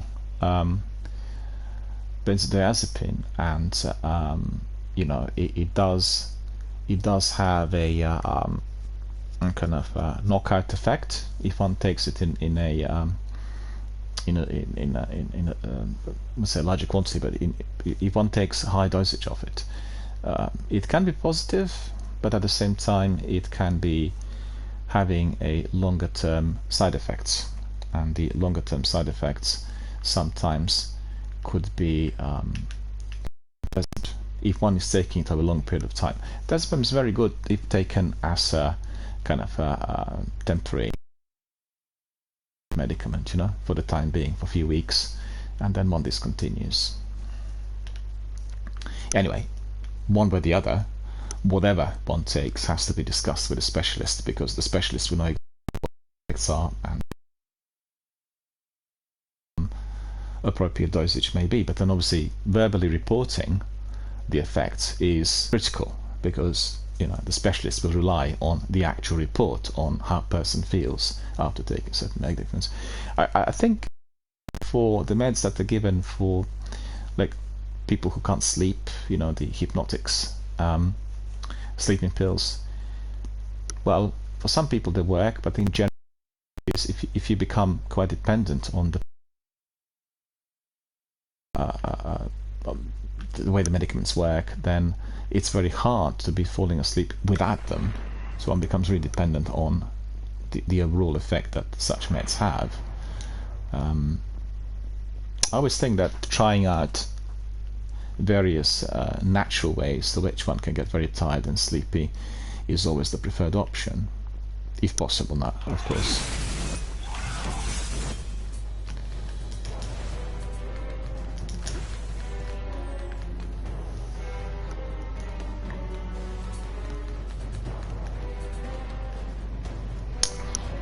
And just pick up another synth, because we eliminated one of those.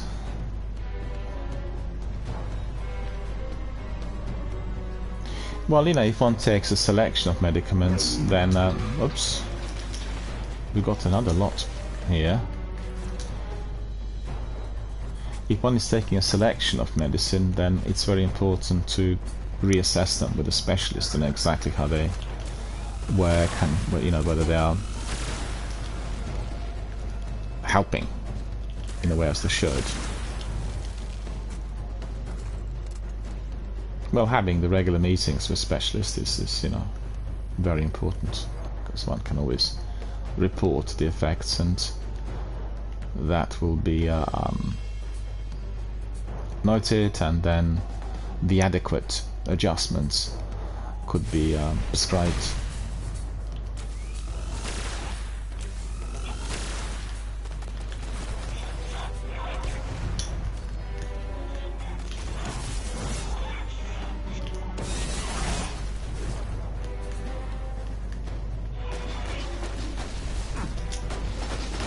That's ridiculous. I'm nearly... Why did I do that?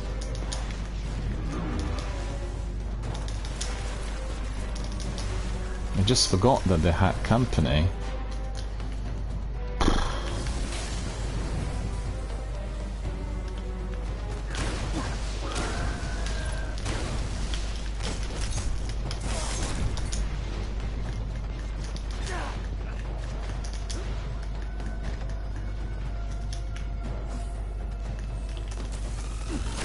He nearly got me, and he's not actually that powerful.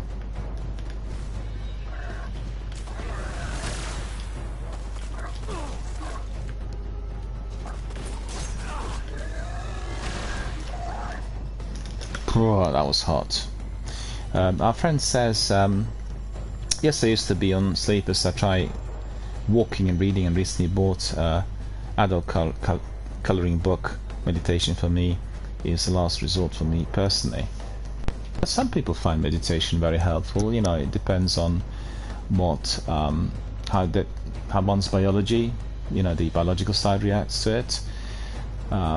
Some people do yoga, for instance, or Pilates, because they find that the effects are very positive and soothing. I guess it's a question of finding the right method.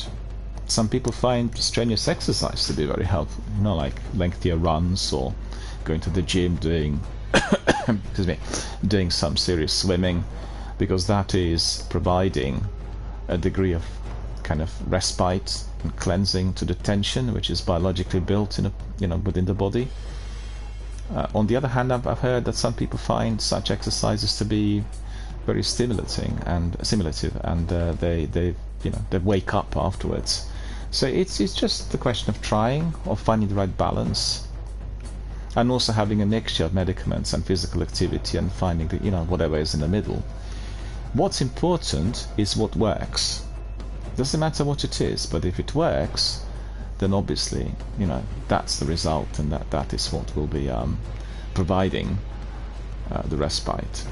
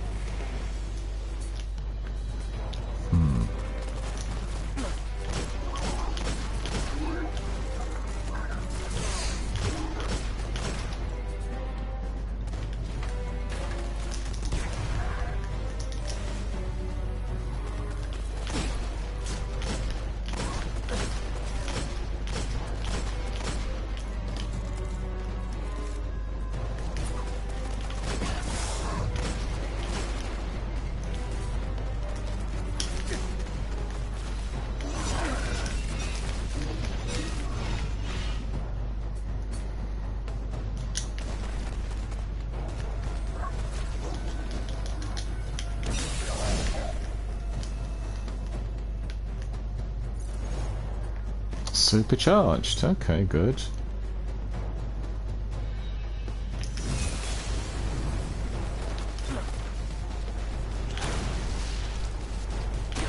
Oh God, what's going on in there? Loads of these guys joined and done that. I thought it was just like one sign left, and now we've got half dozen of the other ads there.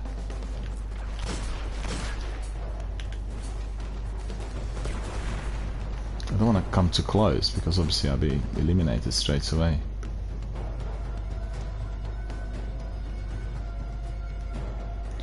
Simon says, I sometimes meditate on God's word.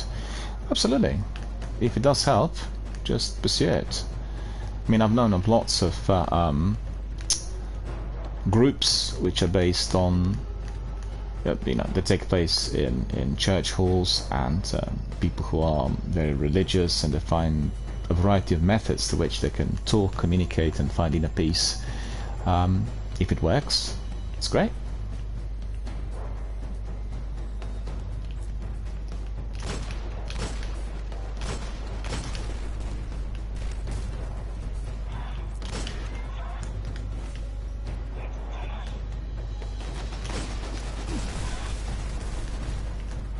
Centurions out there, several.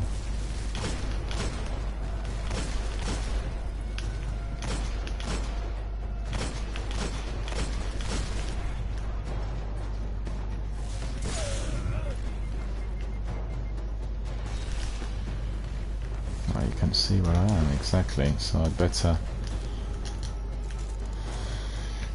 hide.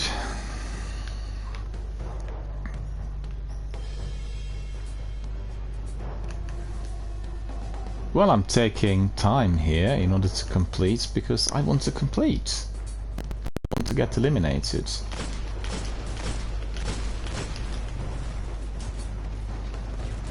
Finally, I got some ammunition for my secondary, so that will help. We'll go to a different position. It's only 5 bullets, 5 rounds.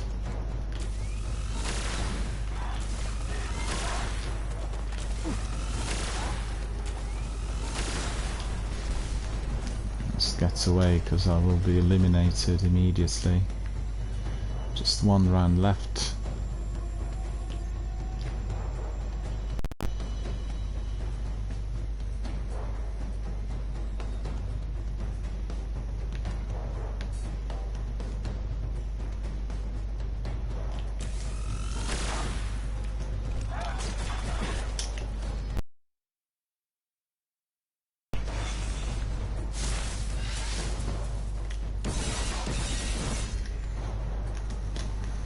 Okay, one left by the looks of it, so we want to really get rid of him.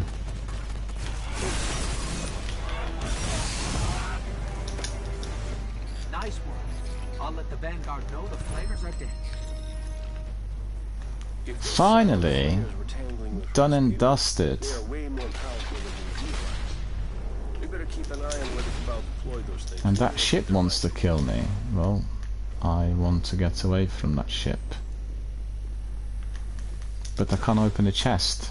It doesn't matter, I've got the vast majority of the stuff that you get. So,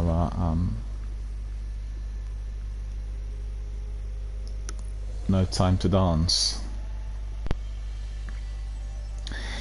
Simon says, we definitely need to get a team for Destiny 1. Well, Sukapupu's here and he's watching and patiently waiting for us to migrate to... Oh, I got it. I've got one good reward.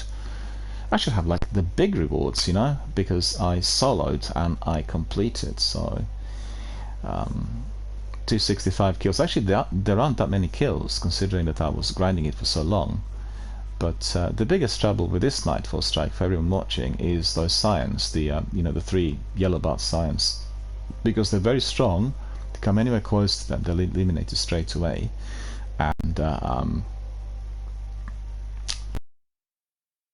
strategy and tactics, how you are going to be able to do it by yourself. Sukapupu, once he comes live on air, will be able to teach us some of these tactics, because I know for certain he had soloed Nightfall and some raids and various other difficult pinnacle activities, or the most difficult parts of Destiny. I usually don't do that, but as we're doing this beta, I want to have something which is enjoyable and entertaining. Nightfall strikes are definitely very hectic, plenty of enemies, so just you know, finding the right strategy that will produce the results. And we found the strategy in here, and it worked. It's just that it was taking a bit of time. Our friend said we need to get a team for Destiny 1. We'll have a team very easily. We'll have you know, lots of people who in the past participated. We had sometimes waiting lists for people to come in, but because this is beta, many people have not come in yet, thinking it's just the testing of the equipment. And when I start with proper streams, which are going to be differently labeled, you'll see that there are going to be a few more people coming. So, you know, there'll be no trouble really. And then we'll have maybe a list of people who want to come in on a certain day or do certain things. Because generally, if we have, let's say, 9 people wanting to participate, we have 3 different squads. We'll give everyone certain slot of about 50 minutes or so, 2 hours, you know, because everybody wants to have a slice of PBT, and I think this is exactly what we want to be doing. I'll take a screenshot of this. I'm curious to see what this reward is. We'll go back to the tower, sort out some of the admin, and then we'll migrate to Destiny 2, because as you know, Sukapupu is waiting in here to see whether he can join and do some things together with us, and I want to be doing some of the elements, or some of the some parts of the new season, because I tried to do one of those yesterday, and I was a bit stuck. Couldn't really eliminate the boss. I was doing it for the first time as well, and that indeed was making it more difficult. Well, we got 2 of these. What can I tell you? Young Aramkara's spine. Got 2 of these, so I have to really think. I have to think and then decide on what to do with them.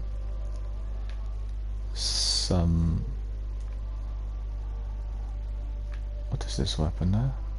Grasp of Malak. Very similar to this one. Looks very similar, doesn't it? Yeah, I thought it was the same weapon, wrongly slotted. Let's go to the tower, do the admin, and then we'll migrate to Destiny 2, the sequel. Sukapupu, are you ready to join? Because I'll bring it in, and then obviously on more or less immediately with those activities in Destiny 2 Season of the Deep. So if you get it ready, I'll invite you straight away as soon as I migrate.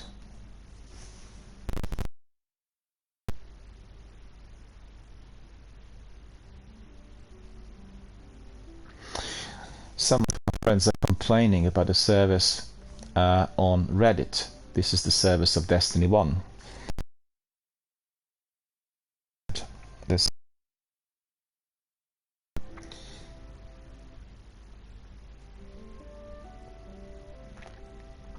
he's getting an error message saying servers are killed, and then they're asking what the reason for that is. People are complaining about no matchmaking in Destiny 1, doing strikes and particularly Sievers all by themselves, which is what I experienced this week. I explained the reason for that. Destiny crew, the the developer Bungie, they decided that the vast majority of these rooms need to be imported space-wise to the sequel, so we don't have that many rooms basically for people to come in. And that's the reason as to why we wait, or we don't get anybody in there. It's almost impossible to get anyone for the Crucible. It's just very, very lengthy wait, and it's not really worth doing it at all. The other day I just sat there in a queue and there was nothing going on. So many complaints there about as to why they're not doing any maintenance. Well, they're not doing any maintenance because it costs, and they're not interested because it's costly.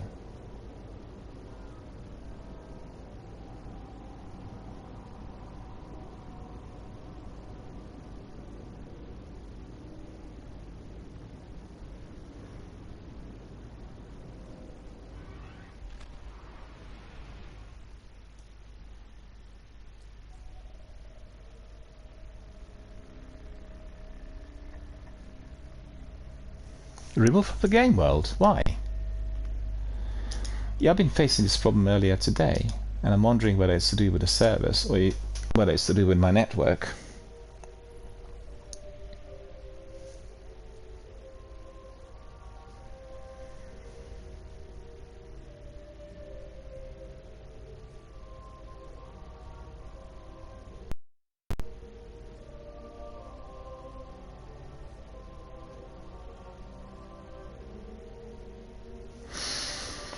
Okay, so I'm quite looking forward to that Destiny 2 inclusion as well. We'll try that.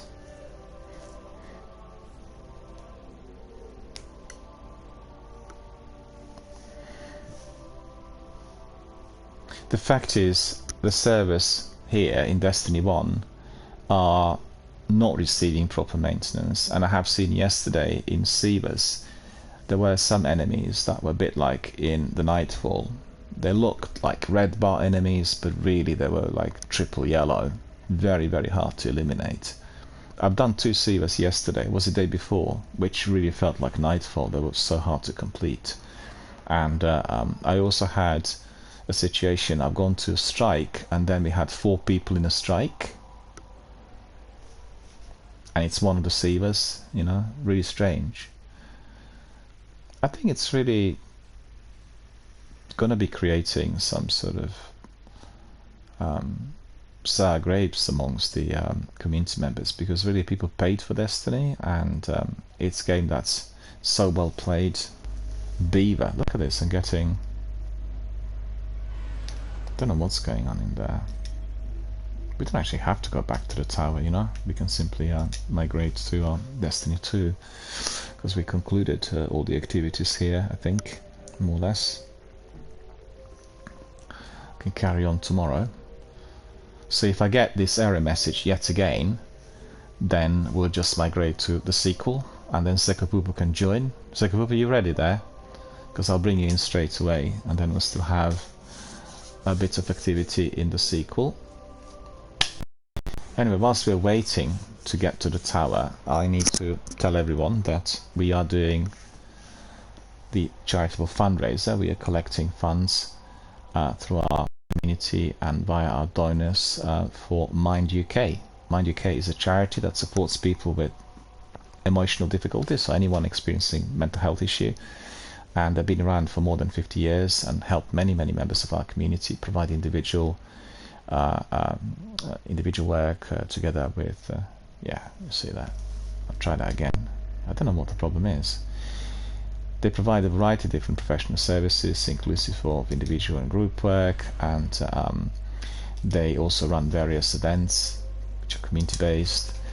So they need our support and help financially, and also in terms of promotions and any other formal activities. They have many referrals. Lots of people are suffering presently due to the cost of living crisis and the way the economy is, and therefore their services need that degree of assistance.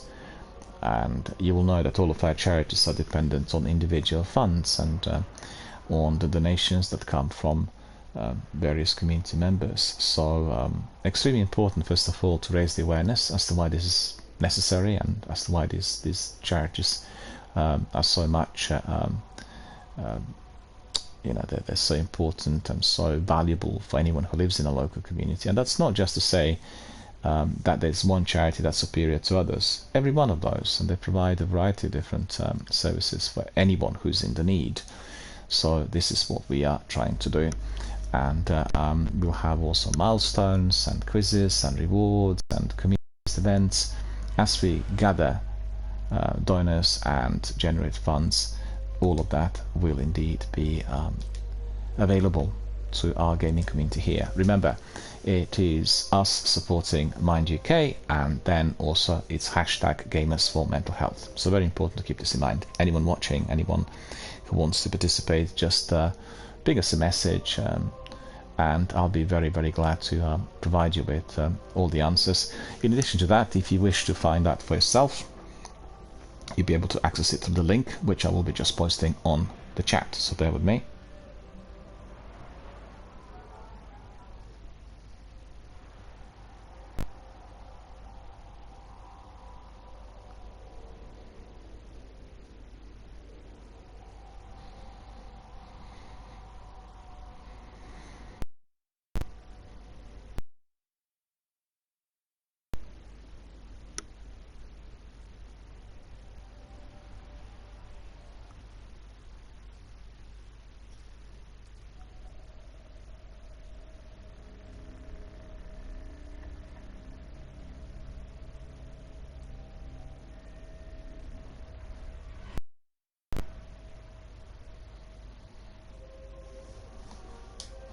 Not much joy with this, so I think we are going to be migrating. Just bear with me, I want to give you the link. So you can just click on the link and you'll be able to access everything that is fundraising related. That includes the information on Mind charity, all to do with them, then on myself as the fundraiser, on the fundraising process, on Tiltify, the platform that is providing us with the fundraising capability, and anything else which is linked to the campaign that we are presently running. So there is the link. Just click on that and you will be able to get all of that information more or less straight away. So there we are. Alright, my friends, we are going to be bringing this section of the stream to a close. For whatever reason, I'm getting the error message called Beaver, and I can't get back to the tower. So if anyone else knows what that is, ping me a message, tell me as to why it's happening. It could be that there are some technical issues with Destiny servers at the moment.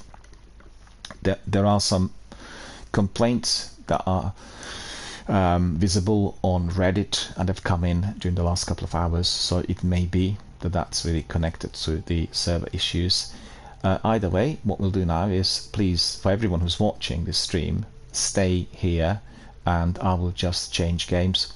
The stream will stop, but you just re-enter the channel with a new stream that will commence within a few minutes, because that's the way things work. If you're streaming off console, there's no way through which I can keep the connection going and then insert another game.